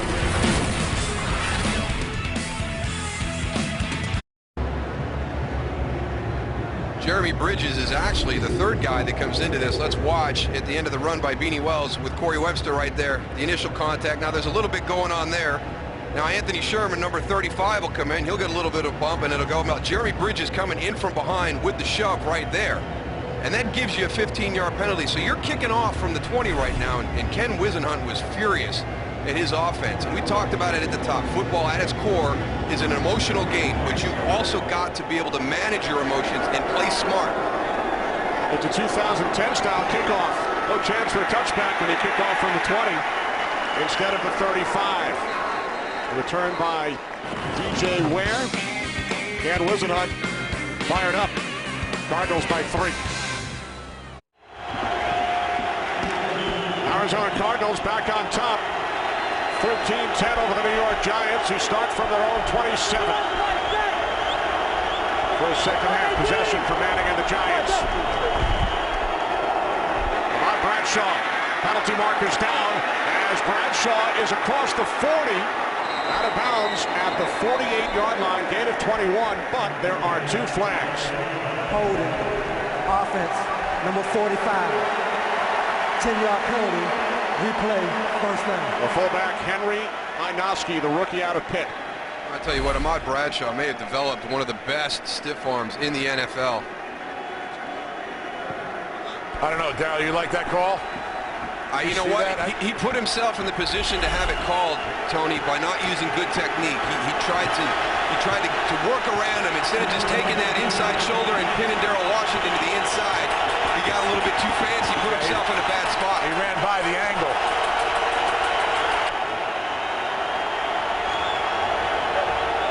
First down and 20 following the penalty on Inoski. From the 17, here's Bradshaw. Bradshaw gains 5. Now to the 22, Calais Campbell the tackle.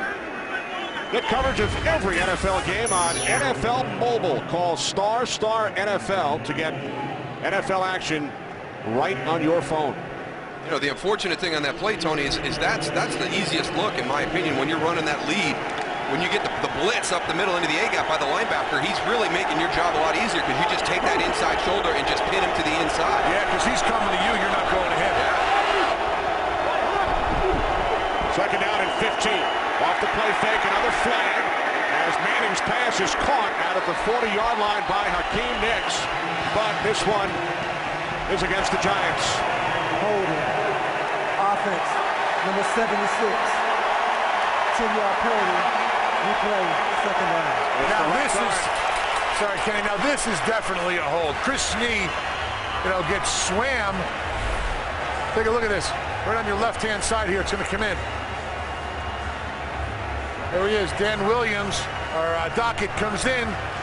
When he goes by you like that, if you stay on him and you have any type of turning action where the officials see that, the flag is going to come out. I mean, Chris Snee knows that. That's not a smart play by him.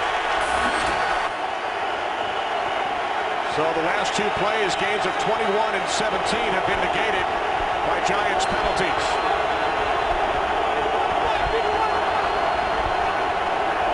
Empty backfield, second down and 24. Manning throws and the catch is made by Nicks. Hakeem Nicks was wide open and takes it up to the Arizona 36, a 23-yard connection. Well, they're going to bring pressure.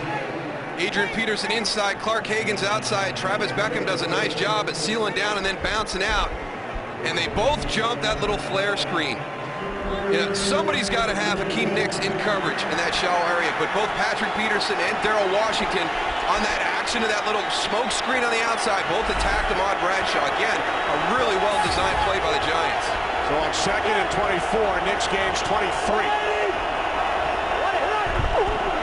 Now third down and 1, here's Bradshaw. And he will not get there. 23 is a lot easier to get than 1, huh, Darrell? Oh, man.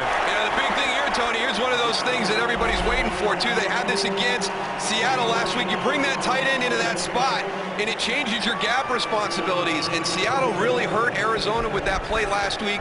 They knew they were going to see it from the Giants today, so you know they repped it all week long, and there's your result. Tough to block 9 guys when you got 9 in the box. Weatherford punting from the 25. Good hang time, Peterson from the 15. Patrick Peterson across the 40, and Michael Boley will make the tackle. There is a flag. A 31-yard return by the rookie out of LSU. And teams that are going to play against Patrick Peterson in the return game have to understand he's not going to beat you with speed. He is a physical returner. He breaks tackles. During the return, illegal block in the back. Return team, number 35. 10-yard penalty. Arizona keeps the ball. Timeout. Looks like the fullback Sherman Tank right there. Right in the back, number 35 right there. The tank is sinking right now, Darrell. Back in Arizona, Kenny Albert, Darrell Johnston, Tony Siragusa, Kevin Cobb, and the Cardinals leading by 3. You saw Rocky Bernard, number 95, on the Giants sideline, rib injury. His return is probable. Giants without Justin Tuck today. OC NYGvARI making his season debut. And here's Beanie Wells out to the 24. Deion Grant made the tackle, gain of 7. He's bringing a little bit of attitude with his run game today, too. Jeremy Bridges, yeah, they're going to keep an eye on him. He's been going at it all day with everybody.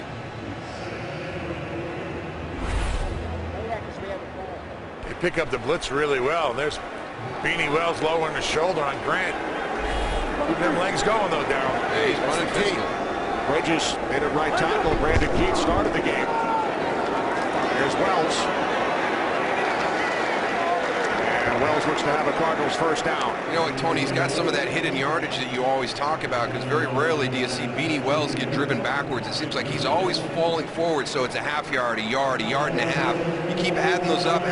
By the end of the game, there's 18, 20 extra yards of rushing yardage because Beanie is such a downhill forward rusher. Now has 76 on 18 carries. Replaced in the backfield by Stevens Howling.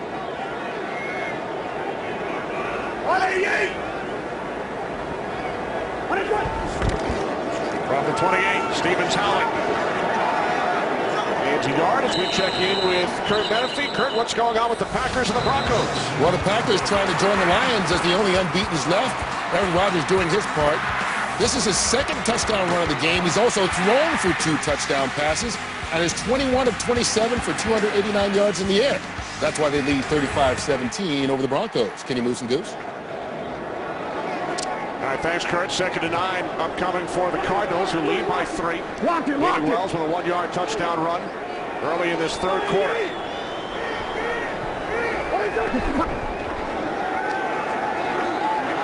Cobb with time, moving to his right. And he throws, and it's caught for a 1st down and more by the fullback, Anthony Sherman, who takes it all the way up to the 48-yard line, a 19-yard pass play. Good adjustment as he sees Kevin Cobb start to scramble. Nice moves also after he catches the ball. Larry Fitzgerald lifts off the field. Anthony Sherman, number 35, releasing it. The top of your screen goes to the flat. Now he's out in the flat. Here comes Kevin Cobb. He's going to move opposite him, back into his line of sight. Let's take a look at Larry Fitzgerald.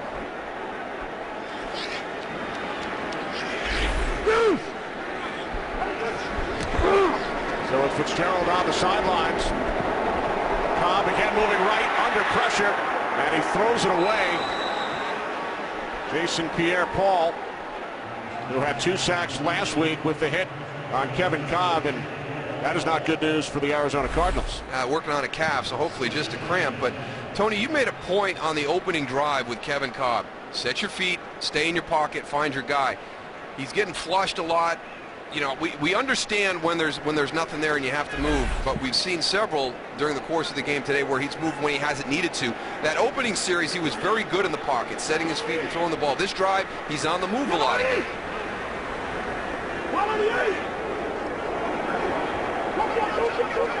Play clock at 2. 2nd and 10. Cobb backpedaling on the move, and once again under pressure, he throws it away. Hey, you know what, Cal, you're absolutely right. And if you see on this last play also, I mean, Kevin, there's no reason for him to have to back up or move. Right here, he comes off. Okay, you're settled right there. Your offensive line's doing a good job. They're bringing a little bit of pressure up into his face, and I talked about it in the open. If he sees pressure in his face, he's going to want to scramble, but he has time. If he just sits there and looks downfield, he has time. Oh, big flag out there. Foul official. While the quarterback was still in the pockets, intentional grounding, offense, number 4, 10-yard penalty, replay, the down counts, 3rd down. Yeah, the big thing is he stays in the pocket. So when you're going to drift and you're going to just stay there, you're in that quarterback pocket. So as he just drifts back, he loses that protection of being able to scramble outside and just get it beyond the line of scrimmage and eliminate the intentional grounding. By just drifting backwards, he makes it harder for himself to get out of that play. And he makes it easier for guys like that, OCU Manura, for his angle coming around the end. His aiming point could be more upfield, and it's harder for those offensive tackles to go and kick back far enough to cut that angle off. Fitzgerald split to the left, 3rd down and 20. Cardinals must get to the Giants' 42.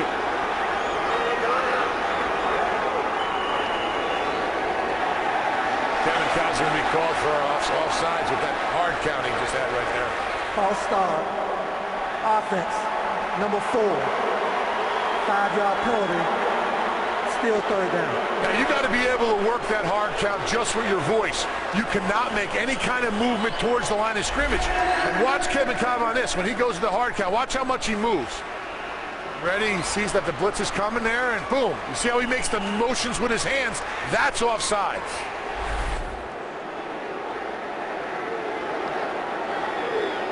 So Goose, it forces the Cardinals back 5 more yards. Now 3rd down and 25.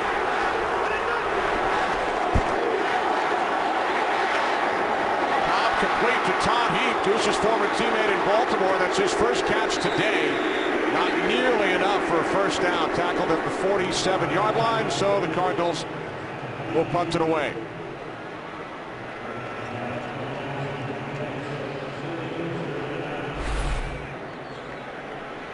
One of the guys in this offense that Kevin Cobb is going to look to in certain situations. You can see he was locked on to Todd Heap there. You can see his eyes on that throw, but You're not going to convert that. Get yourself into this position. Maybe get a good punt here and change field position back to your favor by pinning the Giants deep. Placido's punt end over end. A fair catch is called for by Aaron Ross at the 20, a 33-yard punt as the Cardinal trainers continue to work. There's David Boss, the Giants center, the former 49er. So for the burner, so he's replaced by number 77 out of Cornell, Kevin Booth. So a new center for the Giants who start from their own 20-yard line. Play action. Manning hit, loses the football, and it is recovered by Darnell Dockett of the Cardinals. Well, when you have an injured player and a new player goes in, some coaches like to go right after that guy, and that's exactly what the Cardinals did. Watch Kevin Booth right here over the middle. He's just getting Casey Andrews. David Carter. David Carter comes right over with a swim move. The pressure right up in the face. Brandon Jacobs moves out of the way for some reason. Good job of going after the ball, getting the ball out, and nice job by Dockett getting on it. Yeah, Brandon Jacobs had a chance to clean up for his guys up front. You never run past color. I have no idea why he sidestepped David Carter on that.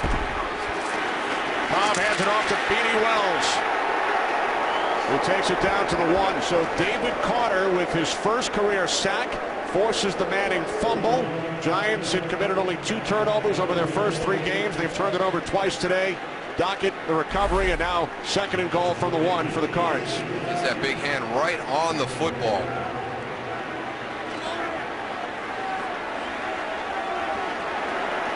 A huge play by the Arizona defense. 2nd and goal from the 1. Here is Wells, and he is in with his 2nd touchdown today.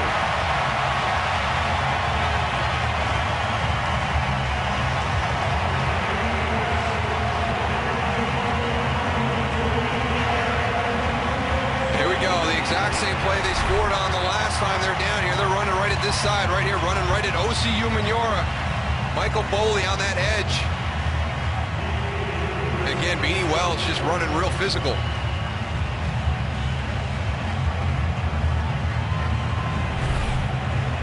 It took only 2 plays following the Giants' turnover. Wells with his 2nd touchdown, feeling the extra point. The sack by that man, David Carter, rookie out of UCLA. And the Arizona Cardinals now lead the Giants.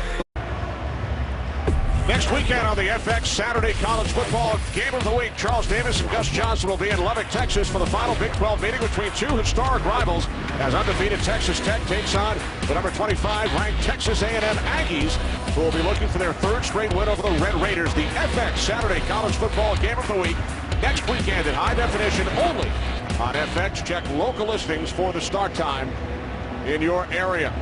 2 heartbreaking losses for Texas A&M the last 2 weeks. Oklahoma State blew a big first half lead, and they did the same thing again yesterday versus Arkansas. Huge comebacks yesterday. College football today in the NFL. Here's Devin Thomas. Thomas across the 20 to the 25-yard line. Kenny, at the top, we talked about the emotional aspect of the game of football and the confidence that the Giants had generated with the win over the Eagles last week, and maybe the lack of confidence with Arizona, the way they've been unable to finish games that were winnable for them the last 2 weeks. One of the other things we didn't talk about, coming in here, maybe a little bit of an emotional letdown. Division rival on the road last week at Philly, great performance. You're coming all the way out here to Arizona, and we've seen it. We saw Arizona take the field at the beginning of the game. It kind of faded in the first half. They did it here again in the second half. Very emotional, and the Giants have struggled to match that intensity. Kevin Booth now remains in at center for the Giants as Manning hands it off to Brandon Jacobs, who gains 4. Out to the 29-yard line for the Giants, who led 10-6 at halftime, but the Cardinals have come back with 2 Beanie Wells touchdowns here in the 3rd quarter. The last one just 2 plays after the sack and forced fumble of Eli Manning.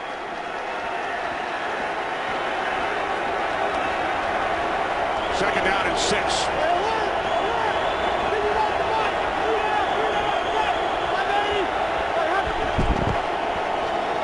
Here's Jacobs again.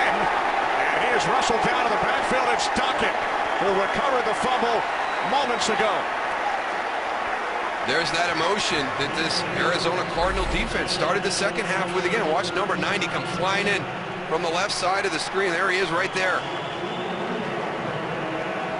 Dockett, the three-time Pro Bowler. Remember what Tom Coughlin told us yesterday? He said Dockett is a force anytime, anywhere. You want to double him, and in the scheme that Arizona runs now, he doesn't get one-on-one and allowed to be upfield as much as he has in the old system. But if he finds his opportunities like right here, when he can get one-on-one, you better be ready. Third down and 9. Manning fires downfield. There is a flag. 2 flags.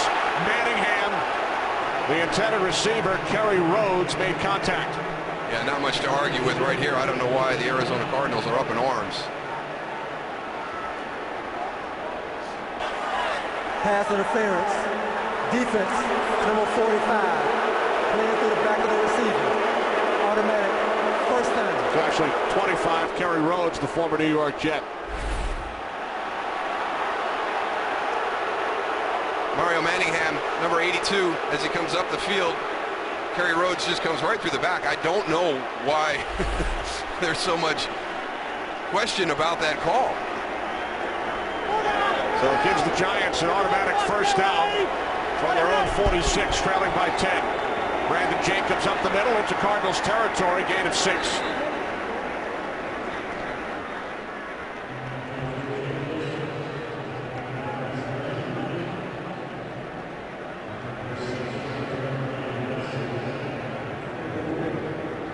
We approach 1 minute remaining, third quarter here in Glendale, Arizona. Side of the Giants 17-14 win over New England in Super Bowl 42. This is their second time back. They're on the same sideline, using the same locker room as they did back in February 2008 when they upset the Patriots. From the 48, second down and 4. And the fullback Henry Heinowski picks up a Giants first down to the Arizona 43. And this Giants offense settled down, getting into a rhythm on this drive. Could prove to be a costly penalty on Kerry Rhodes. It really kind of got them out towards midfield, and Kevin Gilbride, we touched on it in the first half, just did a great job with his calls last week. See what he can dial up here on this drive.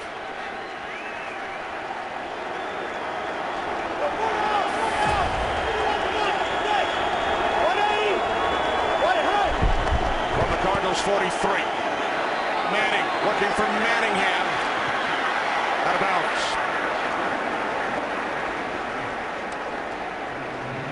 Eli's got to get rid of this ball a little bit sooner than he would want to. They've got their matchup that they want. They've got one-on-one on the outside. Mario Manningham along with A.J. Jefferson. You can see the awkward way he had to deliver that ball. That's why it drifts out of bounds.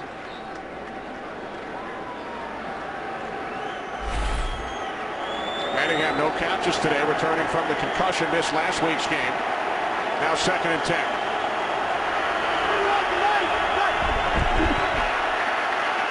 There's Jacobs inside the 40 to the 38 as the third quarter comes to an end. 2 Beanie Wells touchdowns in the third. Cardinals lead by 10. We'll return after these messages from your over quarter touchdowns. And trail by 10 entering the fourth. He's one of those guys that's kind of emerging as that leader on the defensive side of the ball. So not the same group for the Giants defense when Justin Tuck's not out there. Third down and 5 from the Cardinals 38. Manning complete to Victor Cruz, and he has a Giants first down at the Cardinals 25. Third catch for Cruz, gain of 13. Well, just continues to do great things. Makes the adjustment right here. You're going to see there's going to be pressure coming in. Watch him adjust this route right there. Sees the blitz, gets inside. Richard Marshall makes a nice catch because Richard Marshall is there right as the ball arrives.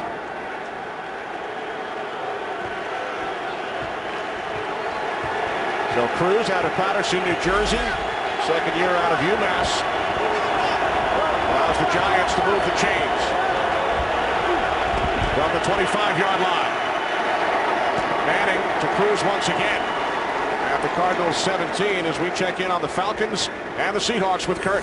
Well, what looked like an Atlanta blowout has gotten a lot closer in Seattle. Marshawn Lynch's 11-yard touchdown run, part of a 14-0 Seahawk run. It's now 27-21. Atlanta trying to hold on late in the third. Kenny Moose and Goose. Thanks, Kurt. Seattle with the 13-10 win over these Arizona Cardinals last week. Really turning around. Doesn't look like you want to play Seattle up there on the West Coast. That 12th man raising its head. Long flight. Especially from Atlanta. Second down and 3. Manning steps up. He was hit as he got rid of the football. So the Giants now facing 3rd down and 3. But again, we've talked about Kevin Kolb when he feels the pressure around him, and just watch the maturity that Eli Manning has in those same situations. They're bringing the blitz. It's just a little bit of movement up in the pocket or side to side, and you know you're going to take the hit, but he hangs in there until the last second so many times.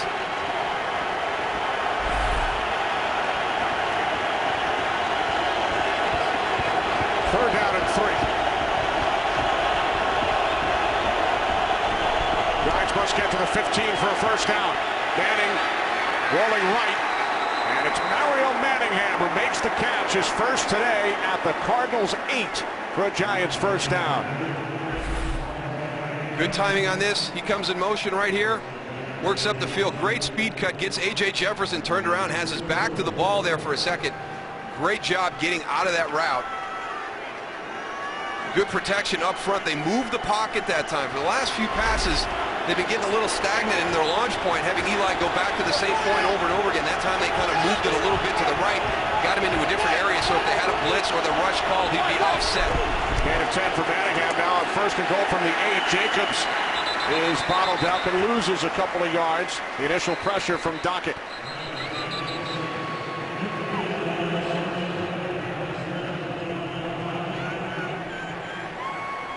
Darnell Dockett has been a force here in the second half. Does a great job of identifying whether it's run or pass. Moving, a lot of movement up on that line of scrimmage with him. Great player. Giants send in Stacey Andrews as an extra blocker. This will be the 12th play of the drive. 2nd and goal from the 11. All of a sudden they had Stacey and they ran right behind him on a little zone play. This time play action. Manning throws, and wide open, reaching across, is the tight end Jake Ballard for a Giants touchdown. I know they wouldn't have fooled you on that one, would they, Goose? That throwback? I don't know. That's such a tough play down here. Jake Ballard's going to come from all the way on this side. You get lost in the shuffle, lost in the shuffle. Great job of being patient. So many times you get a guy in a situation like that and he wants to leave early. And the longer you can stay, the longer you can hold it, the better opportunity you have to get lost as everybody pursues around. Now remember, all scoring plays are reviewed. Looks like he's short. Was the right knee down? It looks like it was. So Jerome Boger will head over and take a look. It'll be either a Giants touchdown or 3rd and goal from the 1. Today's game is sponsored by Corona Extra, who invites you to find your beach. By Burger King, where you can enjoy the flavor of soft serve in several delicious combinations. And by Universal Pictures, The Thing, in theaters October 14th. Well, the last play was ruled a touchdown, first of Jake Ballard's career, but it looked as if his right knee was down. Here's Jerome Boger. After reviewing the play, the receiver's knee was down short of the goal line. It will be New York Giants ball, 3rd and goal at the 1-yard line. Pretty easy call here for the officials. Good hustle again by Calais Campbell. And we saw him with a big hustle play with a turnover early. There's the knee down, short of the goal line. And Calais Campbell on that play, hustling back, is going to at least make the Giants work one more play, maybe 2, to get this in the end zone. You never know what could happen down here. 2 tight ends plus Stacey Andrews. 3rd and goal from the 1. Brandon Jacobs in for the Giants touchdown.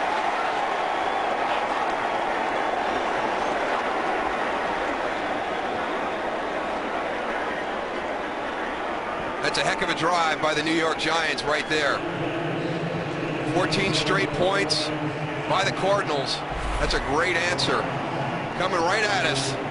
Big Stacey Andrews, there he is, setting that foot motion across with Bear Pasco. They do a great job knocking people off the ball.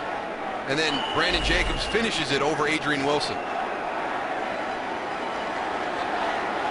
Lawrence Tynes for the point after, so the Giants fall to within 3. Third touchdown of the year. Brandon Jacobs has pulled the Giants to within 3 after the Cardinals scored a pair of third-quarter touchdowns.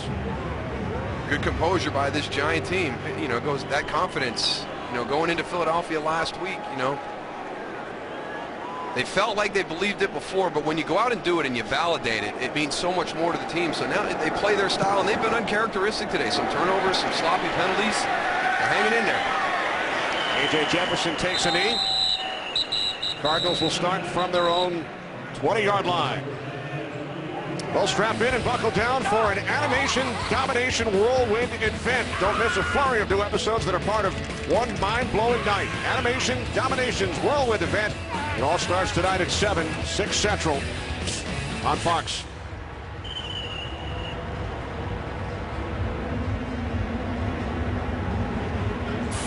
Eli Manning getting together with Kevin Gilbride, figure out what did we do right there? Why was that one such a nice drive? Look at that, 13 plays, 75 yards. Good execution by the Giants. First and 10 from the 20-yard line, and Vinny Wells, met by Deion Grant, gains just 1.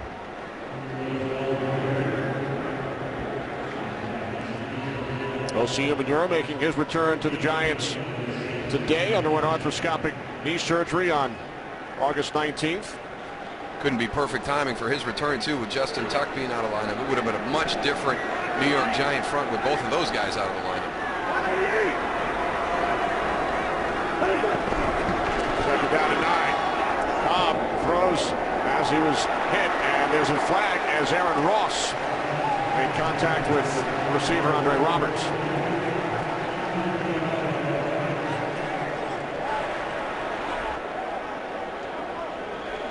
Holding, defense, number 34, 5-yard penalty, automatic, first down.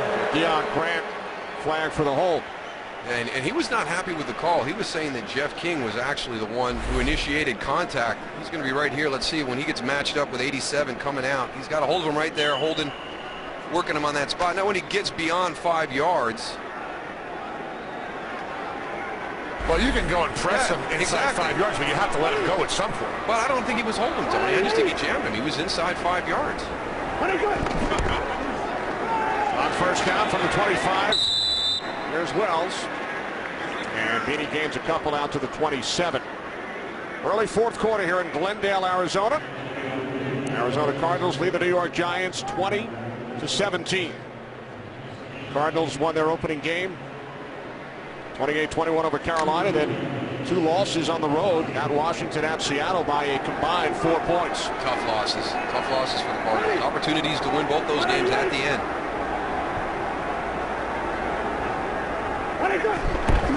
Second down and 8 off the play fake.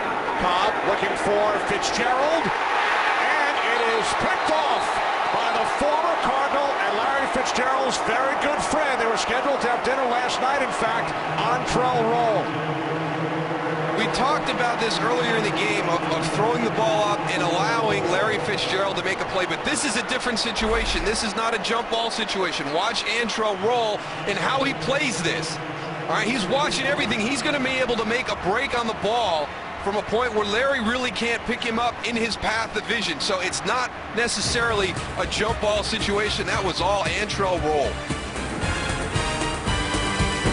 Today's game is sponsored by the Ford F-150, the only truck available with EcoBoost. Giants take over at their own 42 following the interception by Roll in his first game against the Cardinals. He was Arizona's first-round pick back in 2005 and spent 5 years with the Cardinals, started Super Bowl 43. So here's Manning on first down, complete in Cardinals territory to Hakeem Nicks. Let's go back and take a look at this interception, and let's just clarify some stuff. Keep your eyes on Antrell Roll, but then also right here, this is Todd Heap. He's going to come up and make the in route. If Kevin Cobb gets his eyes there, he'll pull Antrell Roll up on Todd Heap. But what does he do, Tony? Oh, he looks right over at Larry Fitz right off the top. Watch him right here. He looks right to his left. That's where Larry is. Antrell rolls. All he has to do is read Kevin Cobb's eyes, and he takes him right to where the ball's going to go. That's why you saw an interception and not a completion. Second Cardinals turnover. Giants did not capitalize following the first. Now Manning firing downfield looking for Cruz, and there is a flag. Richard Marshall comes up limping. He had the coverage on Victor Cruz.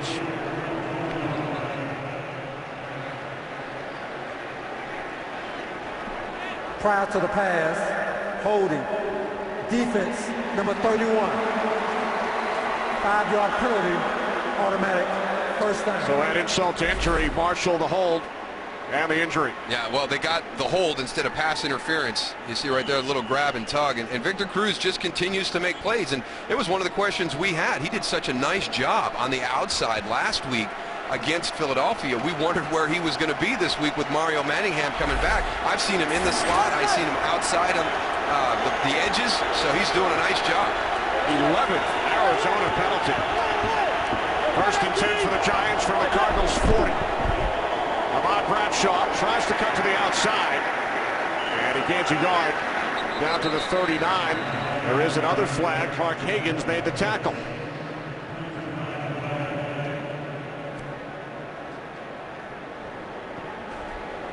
Prior to the snap, false start, offense, number 76, 5-yard penalty, still first down. Yeah, we've done quite a few Giant games over the last few years. I think Chris Snee has more penalties today than he's had in any other Giant game I've done cumulatively. Yeah, I agree. I mean, he's solid as a rock normally, and he's had a tough day today. He's a 3-time Pro Bowler. He's got each of the last 3 years. Today is 100th consecutive start. He's Tom Coughlin's son-in-law, and you're right. He has hardly ever whistled for penalties. First down and 15. The screen to Bradshaw, and Bradshaw is tackled at the 44-yard line by Michael Adams.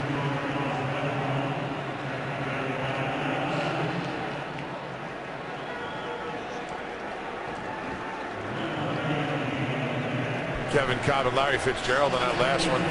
Over on the sideline, you see him talking about possibly that interception. Darryl, maybe they were listening to us on television, and Larry's telling Kevin not to look where he's throwing the ball. What do you think? Could be, could be. Second down and 14. Manning under pressure, complete to Bradshaw, but a terrific tackle. No gain on the play. Darryl Washington as we check in for an update on the American League Division Series with Kurt. Yeah, a little baseball for you. Robinson Cano, though, grounds out with 2 on and down 2 to the Tigers to end the ball game. Detroit wins at 5-3, tying that series at a game apiece. And we remind you that Saturday night, the American League Championship Series begins right here on Fox, 7:30 Eastern Time, 4:30 Pacific. I know you'll be there, Kenny. Absolutely. Thanks, Kurt. Third down and 14 for the Giants, who trail by 3. Manning just able to get rid of it after the pressure up the middle from Adrian Wilson. That's a tough job for Ahmad Bradshaw crossing the formation. It's good vision to pick him up, but here comes Adrian Wilson this way. He's going to have to cross formation, and he's just down too low. Just stay on your feet. You know, guys want to throw. Even if you throw on Adrian Peterson, he's going to knock you into the ground and then still make his way to the quarterback. Get across there, stay on your feet, anticipate his angle. So the Giants again unable to capitalize following the Arizona turnover. Weatherford's punt, end over end. Here's Peterson from the 11. Patrick Peterson stumbles ahead to the 23. 12 yards on the return. Cardinals leading by 3. 8:25 remaining, fourth quarter here in Glendale, Arizona. NYGvARI and the New York Giants trailing by 3. There's Justin Tuck on the sidelines today. Cardinals with the 3-point lead, start from their own 23-yard line. Giants led 10-6 at the half. 2 Beanie Wells touchdowns in the third quarter. Brandon Jacobs with a 1-yard touchdown run for the Giants here in the fourth. Hands. On first down, it's Beanie Wells. Wells out to the 26, gain of 3. Jason Pierre-Paul, the tackle. Jason Pierre-Paul has been kind of quiet this afternoon. Yeah, he doesn't look right for some reason, Darryl. I thought that we'd get a lot more out of him today, you know, especially with Tuck out, a few more reps. What do you think, Goose? A big change from going from the right defensive end to the left defensive end? Would that have an impact? It is. It really is. You know, when you have to put your other foot down, and you know, and your other hand down, sometimes that messes up with your timing that you have to go and establish with a defensive end. Cobb on 2nd and 7. Cobb throws. Fitzgerald, first down. Out to the 42. You can see the potential of this offense with Kevin Cobb as quarterback from time to time. It's just got to get a little bit more consistent. Just nice timing right here. The in route, you know, in front of the safety, away from the corner, into that nice little soft spot. And with that catch, 101 yards today for Fitzgerald. His 28th career 100-yard game, and that is a new franchise record. He had been tied with Anquan Bolden. Leave it. From the 43, Beanie Wells turns the corner into Giants territory. And he is finally brought down by Kenny Phillips. I'm not really sure what happened to the Giants' defensive right side, but everything just got absolutely collapsed in. Let's see what happens with OC up here. I mean, he goes inside, you get the crack on the support by Larry Fitzgerald on Antrell Roll. So Antrell got the interception against Larry. Larry gets the big block that spins Beanie Wells down the field, but there was nobody in run support to the Giants' defensive right side on that play. Cobb's excited. 39 yards on that run by Wells, and he is over 100 for the second time in his career. That is Alphonso Smith, the second-year back out of Kentucky. We saw extensive action last week against Seattle. His first carry today. We are under 6 minutes remaining, fourth quarter, with the Cardinals on the move, leading by 3.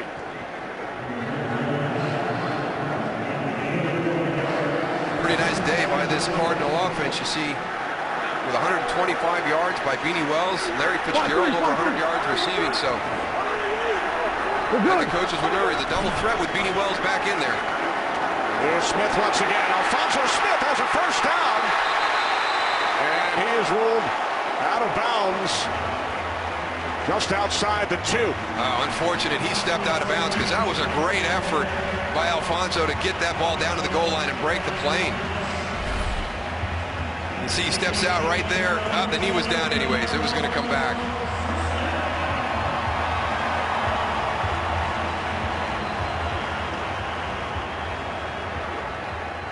He knew he had to get it in there, because Beanie Wells would be coming in if he didn't get that one. He did pick up the first. Now let's see. Giants were shuffling in personnel late. Tom Coughlin out on the field. And it looks like Ken Wisenhunt has thrown his red challenge flag. First charge, timeout.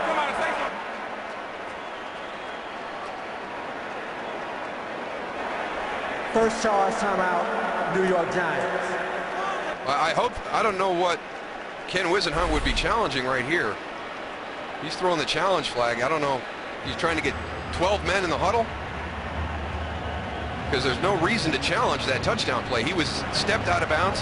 Arizona is challenging the rule of the field that the runner will stop short of the goal line. Now this is a bad challenge by Ken Wisenhunt. He is not getting good information upstairs, because he is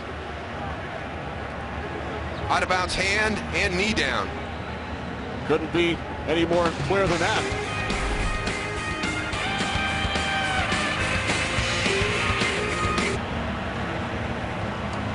Ken Wisenhunt, Cardinals head coach, challenged the last play.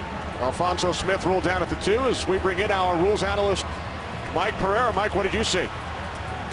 Well, I think you're absolutely right. He's clearly down. I think the more interesting thing is who's going to get charged with a timeout here, because the Giants called a timeout Then there was the actual challenge, and now Arizona's going to lose the timeout because they're going to lose the challenge. Clearly the shin is down and the spot is good. So what they're trying to sort now will be actually whether the Giants are going to be charged with this timeout because of the fact that Arizona challenged the play. I think that's the most interesting part of the entire subject here, and it may end up that both teams do get charged with a timeout. How about spot of the ball, Mike? Even though it's a half yard, could that open up where he wins based on that and doesn't lose that timeout? No, because you're only gonna win this challenge if in fact you rule a score. The runner was down short of the goal line at the 2-yard line. Arizona is charged a challenge and is charged a team timeout. Hey, Mike, can you clarify that again? What you said earlier about the timeout? They're only going to win this challenge, and they're trying to rule that that was a score, that they weren't down by contact. So they're only going to win that challenge if, in fact, they convert this into a score. When they move the ball half a yard or something, that's like not changing the status of a first or fourth down. That's not considered a win of the challenge, so therefore they are charged with that timeout. All right, thanks, Mike. Got it. Good thing we have Mike Ferreira, because he straightens out a lot of stuff for us now. Yeah, because that one, I thought you had a good point there, Tony, that, you know, we've got to spot it at the 2, but if you looked at it, and if everything is, you know, they would have gotten down to the 1.5. So I'm sitting here thinking, why would you challenge? There's no score. And then I thought you had a good point that, you know, even if it's that half yard, you know, we know how tough it is to get yardage down here, this part of the field. Big difference. And we assume Tom Coughlin is wondering if he will get his timeout back. He called the timeout initially, then Whisenhunt threw the red flag. He loses a timeout due to the unsuccessful challenge of the play with regard to a touchdown.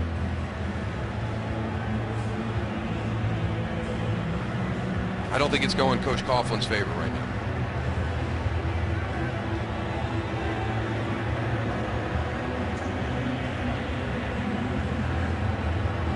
So again, the discussion has to do with whether or not the Giants will get back their timeout that Tom Coughlin used a moment ago prior to the challenge by Whisenhunt.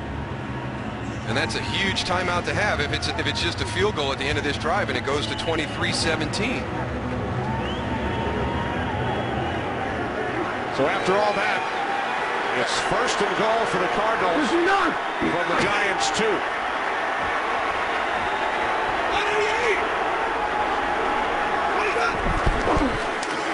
Beanie Wells walks it in for a Cardinals touchdown, his 3rd of the game.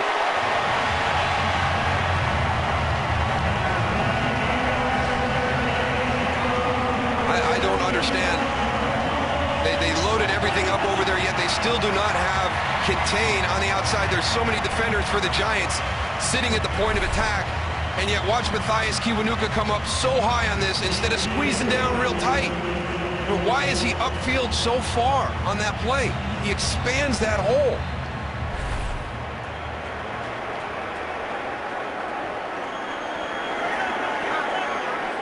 First career 3-touchdown game for Beanie Wells.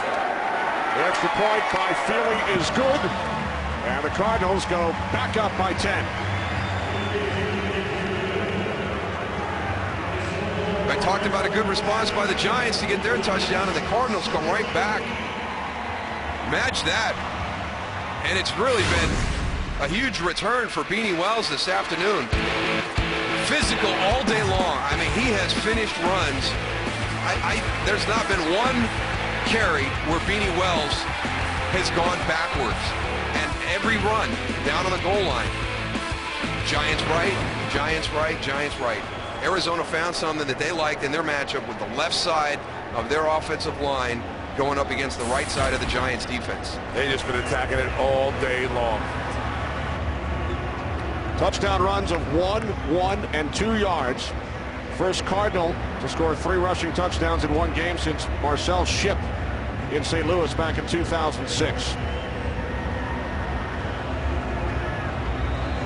While we have a moment, we would like to send our condolences from the entire Fox Sports family to the Murphy family, the Giants security chief for many years, Mike Murphy.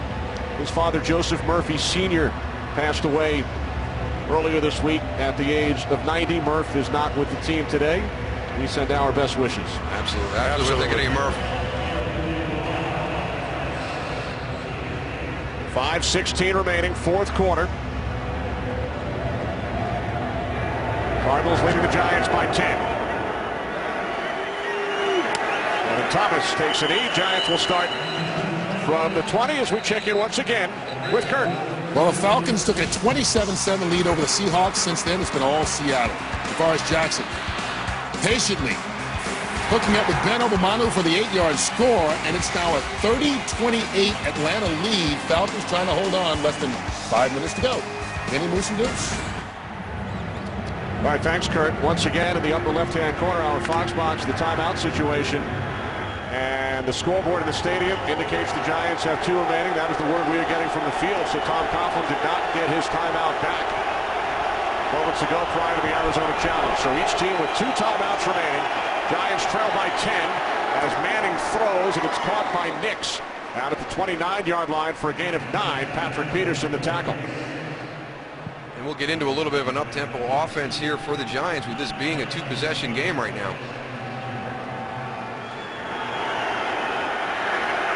Second down and 1. Inside handoff to Bradshaw. And Bradshaw looks to have a Giants first down at the 31. Nix. 7 yards, his 8th career 100-yard game. And 8 receptions today. Manning, pump fake on first down. Loads of time. Fires downfield, and it's caught by the tight end Ballard in Cardinals territory. Right now, Darnell Dockett is not in. That defensive line, they are just being stopped dead on the line of scrimmage. These guys are just stopping, not pursuing Eli Manning. If you let him sit back there, he'll pick you apart all day. And Dockett's on the sidelines because he has his helmet on. As Manning fires for another first down to Victor Cruz. Again, that confidence and that maturity to stay in that pocket, Goose. I mean, even on that last one, I mean, Eli did not drift at all. He hung at the back of the pocket, didn't drift side to side or back, hung in there, and then he was able to find Jake Ballard down the field. That's a guy who has ice in his veins, Darryl. Just patient, waits for his opportunities like we saw last week against the Eagles. And makes them count when he takes the shots. And like he's done, Goose, in this stadium when it counted most. That throw is through the hands of Cruz. Michael Adams on the coverage. And it's taken a while for Eli to find that matchup. We saw Richard Marshall go out on the last series. Now Michael Adams comes in as the nickelback. Would have expected Eli to test that matchup earlier. Good position by Michael Adams in coverage. Marshall into his right quad. There's defensive coordinator Ray Horton. Spent the last 7 years on the Steelers staff.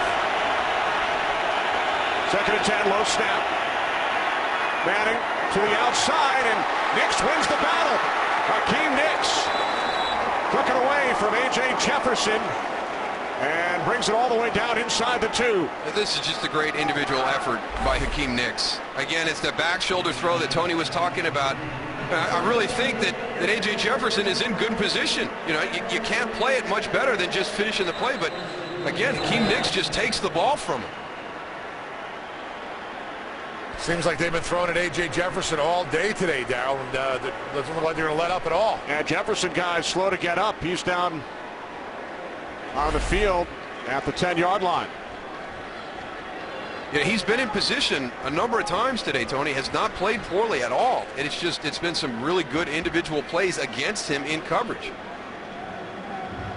Remember, in the secondary, Cardinals already lost Richard Marshall, as Darryl mentioned, with the right quad injury. He was replaced by Adams.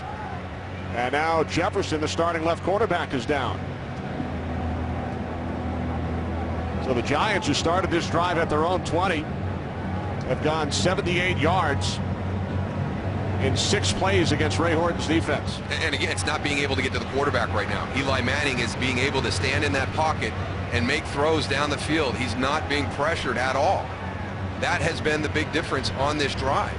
And again, the confidence that we talked about at the top of the broadcast. Here the Giants are, they're never going to be nervous about a situation during the course of the game. So they're going to march right down the field right here. And Arizona, you know, searching for something to gain confidence, is finding themselves in a very similar situation to what's happened to them the last 2 weeks. Check the secondary for you. There's Kerry Rhodes, there's Adrian Wilson. Now those are your two safeties. You'll have Patrick Peterson at one corner. Michael Adams will come in as the nickel. The Giants go to a different personnel so they can actually get more linebackers on the field. Interesting call. First and goal from the 2. Manning to the end zone. And Ballard came down with it for the Giants touchdown.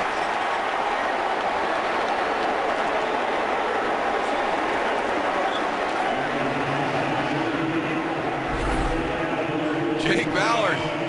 Great work in the back of the end zone. Stuart Bradley in position. There's the catch. 1 foot down. Look at the big guy get both feet down. Possession all the way through the catch. We talked about it earlier about Eli Manning just sitting in the pocket and being patient. Tell you what, he was never more patient than he was on this play, Darryl. He had him wide open earlier, but just sat there and waited for the right time, threw a perfect ball to the back of the end zone to Jake Ballard, and saw what happened. Now they're going to go take a look at this to make sure that he got both feet down and had possession all the way through the catch as he went to the ground.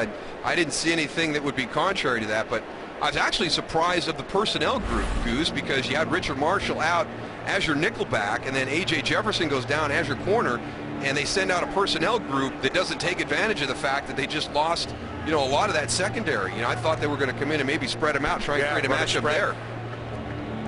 Now remember, you have to get both feet down and then complete the catch, maintain possession. Looks like Ballard did. Remember, he lost the touchdown earlier when his knee was ruled down, and then Brandon Jacobs scored on the next play.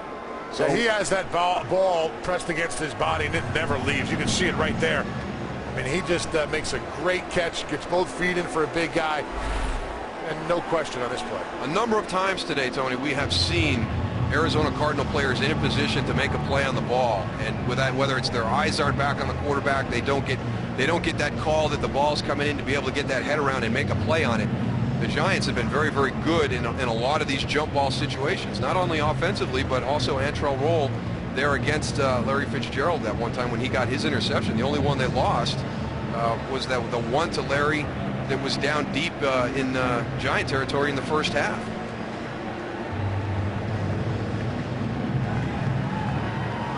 So Jake Ballard hopes that this will not be overturned and will stand as his first NFL touchdown. 6'6" tight end in his second season out of Ohio State. After reviewing the play, the rule on this field stands. Touchdown. You know, and he did a heck of a job last week in the Philadelphia game blocking those defensive ends for the Eagles. So Jake Ballard really starting out with a good year. You know, adding a little bit of diversity to what he can do. That's great athleticism right there to make that catch. So he's not just a big body that's going to block on the end of the line for you. Replacing Kevin Boss now in Oakland, who had some real good years for the Giants. As the starting tight end.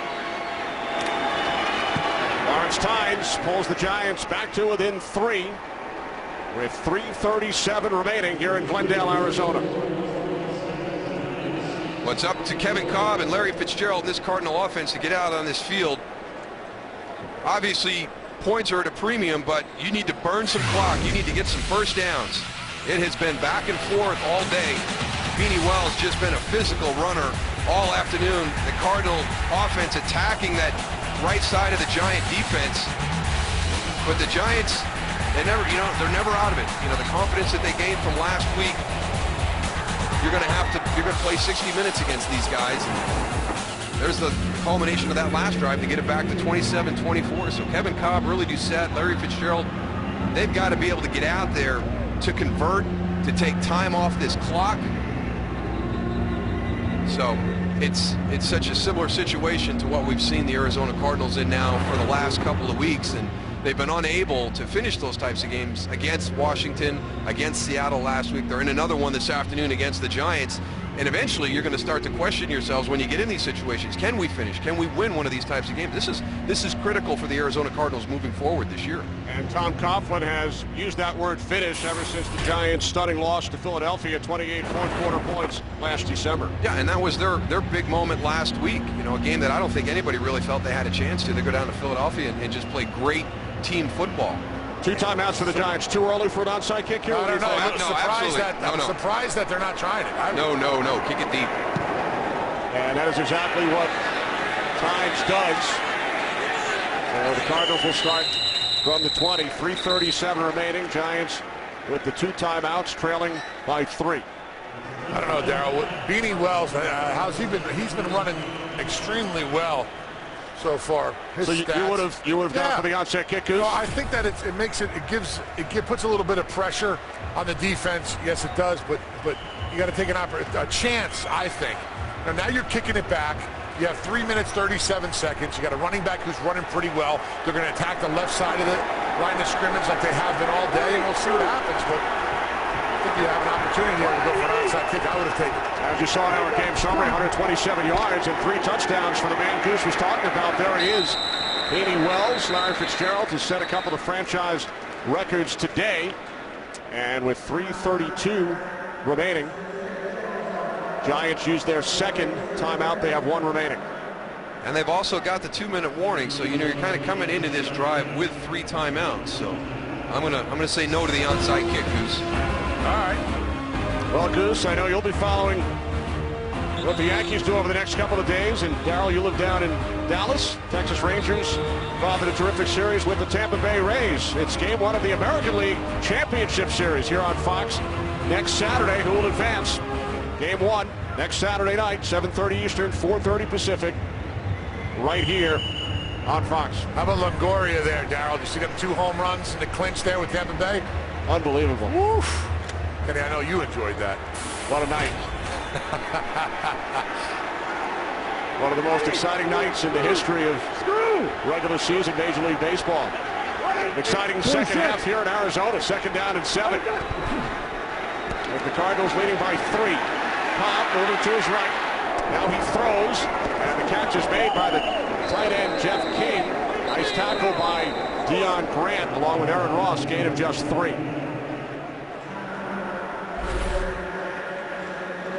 Let's watch Kevin Cobb here in the pocket.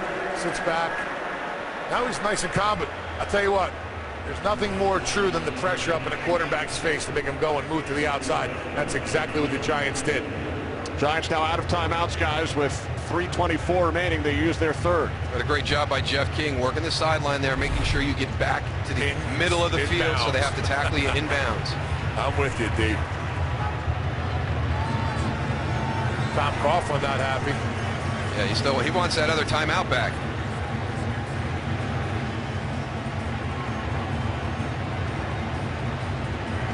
I talked to Carl Pagnelli down here when they were in the end zone kicking that extra point. He said the timeout was called before the red flag, and that's why they were charged with it. So if it's simultaneous, they might have gotten it back? I don't know about that, but you know, the Giants have already called the timeout, so they're charged with it, and then the red flag is the challenge. So that's why both teams got charged with a timeout. Cardinals lost it. Always working the officials, Goose. Always working the officials. You just got to get it straight. Good guys down here. They got a tough job, I'll tell you. Huge snap here.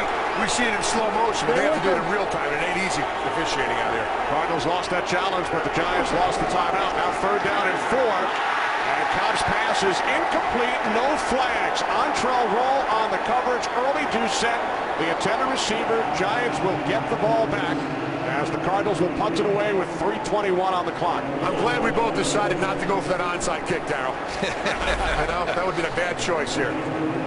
Early Doucette has had some plays for the Arizona Cardinals on 3rd down, but not that time. They bring up the Antrell roll, put it right on him, press him up there in coverage.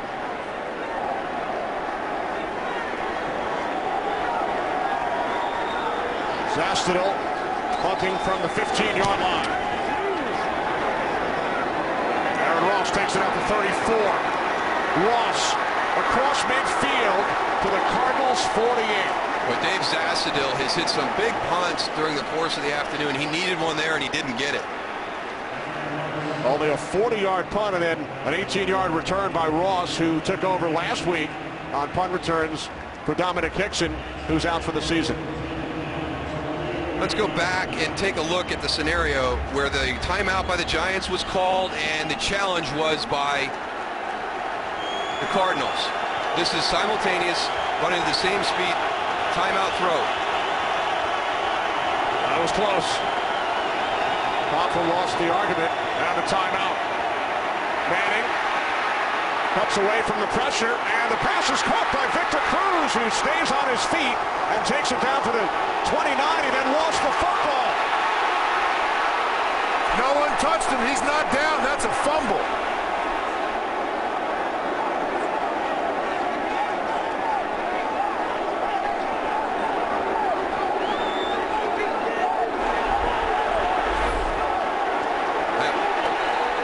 Giants run their next play. At least they tried to. Ken Whisenhunt threw it out. It's not onto the field very far, but he got it out before the snap. Whisenhunt using his second challenge as Cruz was ruled down. Let's take another look. He breaks that tackle. So contacted initially by Adams, stayed on his feet, goes down. No one touches him, and the ball's on the ground. That's a bad mistake by Cruz right there.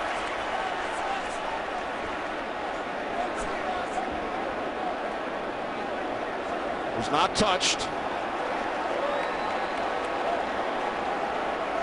And once again, Whisenhunt is challenged, throwing the red flag for the second time this quarter. And we will welcome back in from Los Angeles our rules analyst after Jerome Boger. The ruling on the previous play was that the receiver gave himself up by going to the ground. That cannot be challenged. So there is no challenge allowed by Arizona. Wow. It's first down, New York. So it is ruled that Cruz gave himself up. What do you think, Mike Pereira? Well, here I go again, and you see something that you hardly ever see. I don't know that he gave himself up. When you talk about giving yourself up, you are actually talking about deliberately going to the ground. I think he stumbles and then lets the ball go. You know, to me, I think you have to play that, but he's right. If you've ruled that he'd given himself up and going to the ground, you cannot review that. Mike, can you challenge something else in the play? And then it doesn't make any difference because, but even if you do, you can't go back to that because it's not reviewable. And now Manning hits Nix for a go-ahead touchdown. Wow, what a crazy segue plays. Oh, my Lord. 29 yards from Eli Manning to Hakeem Nicks. Some more magic for Manning here in Glendale, Arizona. Unbelievable, unbelievable. Hakeem Nicks on the outside working against Patrick Peterson. Just loses contact with him, loses field. The ball's thrown to the inside. Hakeem Nicks goes and gets it. And Mike, I agree with you. I thought on that play by Victor Cruz, he did not give himself up, that he did stumble. The extra point is good, and the Giants, with their third touchdown here in the fourth quarter, now lead the Cardinals 31-27. What a huge turn of events over the last couple of minutes. So, Mike, it does not matter what happens from the point that the referee decides that he was giving himself up. That shuts that play down. This is not like the ruling of down by contact that you can play through that. Since they ruled he gave himself up, that's like a forward progress ruling. It's not reviewable. But again, I think you got to look at giving yourself up. That's like deliberately going to the ground with like a feet first slide or something like that, or taking a knee. To me, really what you have is Cruz stumbling there, and that's what he does. And I think you play through that and don't protect him from his own stupidity. Which what it did is he got up and then released the ball. You know, we've had plays before, an Oakland-San Diego game where an Oakland player actually, or a San Diego player got up and threw a forward pass to the ground because he thought he was actually touchdown, and he wasn't. So I kind of think you look at this one and say they really erred on this because this was really not going to the ground on your own and giving yourself up. Mike, about a decade ago, a game between Pittsburgh and Atlanta, Plaxico Burress spiked the ball. He was not touched, and that was a huge play in that game. Remember that well. Those are the two plays you think about, the Plaxico play and then the play in that game involving the Raiders in San Diego. All right, thanks, Mike. Great job as always. So the Giants capitalized after it was ruled that Cruz gave himself up. Cardinals could not challenge. Manning 29 yards to Nix. And the Giants have the lead, 31-27. Andre Roberts on the return. Now remember, the Giants have used all of their timeouts. Cardinals, with 2:35 on the game clock, have 2 timeouts plus the 2-minute warning. Giants scored 2 touchdowns in 58 seconds. Manning with a 2-yard touchdown pass to Ballard. And then after the Cardinals punt and a controversial play involving Victor Cruz, 29 yards from Manning to Hakeem Nicks. Now, that was the most unbelievable segment of plays, back-to-back plays I've ever seen. So now with 2:35 remaining from the 24. Cobb on first down. And the pass is caught by Todd Heap. He takes it out of bounds at the 33, a gain of 9. But what you have to do in this situation is continue to bring pressure into the face of Kevin Cobb, like Tony Siragusa has been saying all day. When you do that, he's shuffling backwards, he's moving side to side, he's getting out of that rhythm passing game that is a part of this Arizona offense. On that play there, he's able to go back, stand in the pocket. He looks at early Doucette. He moves through his progressions and finds Todd Heap on the other side of the field. Don't let him get comfortable. Second down and 1. Inside handoff to Beanie Wells. Wells picks up a first down, tackled at the 41-yard line by Jaquan Williams. Remember, the Cardinals with 2 timeouts. Clock continues to run. We approach the 2-minute warning.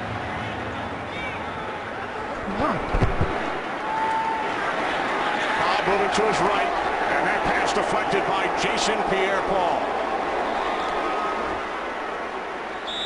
And that will take us to the 2-minute warning. A wild 4th quarter here in Glendale, Arizona. Giants lead.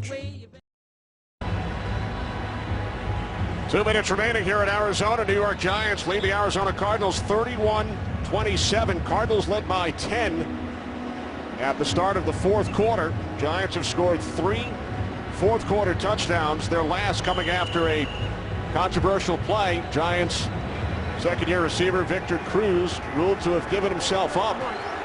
26. Had it been ruled a fumble, Cardinals recovered, but because it was ruled that he gave himself up, Ken Wisenhunt could not challenge. And the Giants took the lead. Second down and 10. Cobb over the middle, and it's complete for a first down and more to early Doucette, who takes it all the way down to the Giants' 37. The Giants have got to get to the if you let Kevin Cobb sit in that pocket and not feel hurried, that's what he's going to do to your defense. Cobb on first down inside the 30. It's Todd Heap. Cardinals still with 2 timeouts remaining. Absolutely right, Delvin. On that play, the 2 inside tackles for the Giants, they just stopped right at the line of scrimmage and let Cobb throw the ball, try to get their hands up and tip it, but he's got to bring the heat right in the middle of the field. Second down and 1, and Cobb is sacked for the 4th time today. Back at the 40-yard line, it's Osi Umenyiora, his 2nd sack in his season debut. Oh, he did a great job of maintaining possession. I thought he was going to put the ball on the ground. Osi Umenyiora, number 72, working against Levi Brown. He's got Dave Tollefson, too. Looks like they were trying to set up a screen, and they didn't hold it that long. I think Tollefson jumping didn't allow Kevin Cobb to go and get the ball out to that screen and gave Osi Umenyiora a little bit more time. Let's watch Tollefson right here. He jumps right here, boom. He can't get the ball off, and that gave Osi Umenyiora a little bit more time to go and get the sack. Kevin Cobb does a nice job of calling time out there also. I think Levi Brown's got to sit a little bit more. It's kind of like that old Pittsburgh draw, Goose, where you kind of, you pass set, and then push him by. Looked like he let Osi Umenyiora go way too early, and then the guy inside, Dave Tollefson, did the same thing. They didn't sell that screen. They weren't patient enough. So now 3rd down and 11. A minute 14 remaining. Cardinals need a touchdown.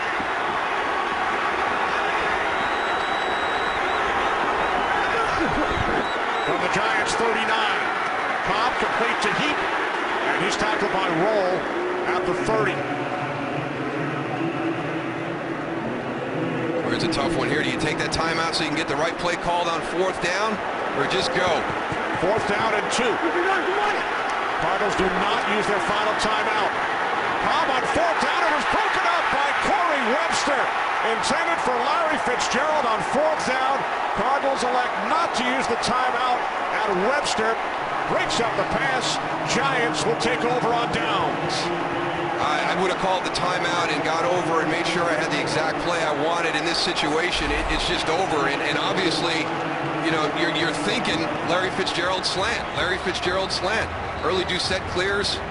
Great play by Corey Webster at that time, but I'm just thinking that you call the timeout, you come over to the sideline, you get together, you put together a great drive. You're down to the 30-yard line, so you're going to be sitting at 51 seconds, you know, sitting there with a 4th and 1 with no more timeouts left, but you convert that 1st down, you come out, you spike the ball, now you got 2nd down and 10, and you go from there. But I really would have been in favor of calling a timeout there by Coach Wisenhunt.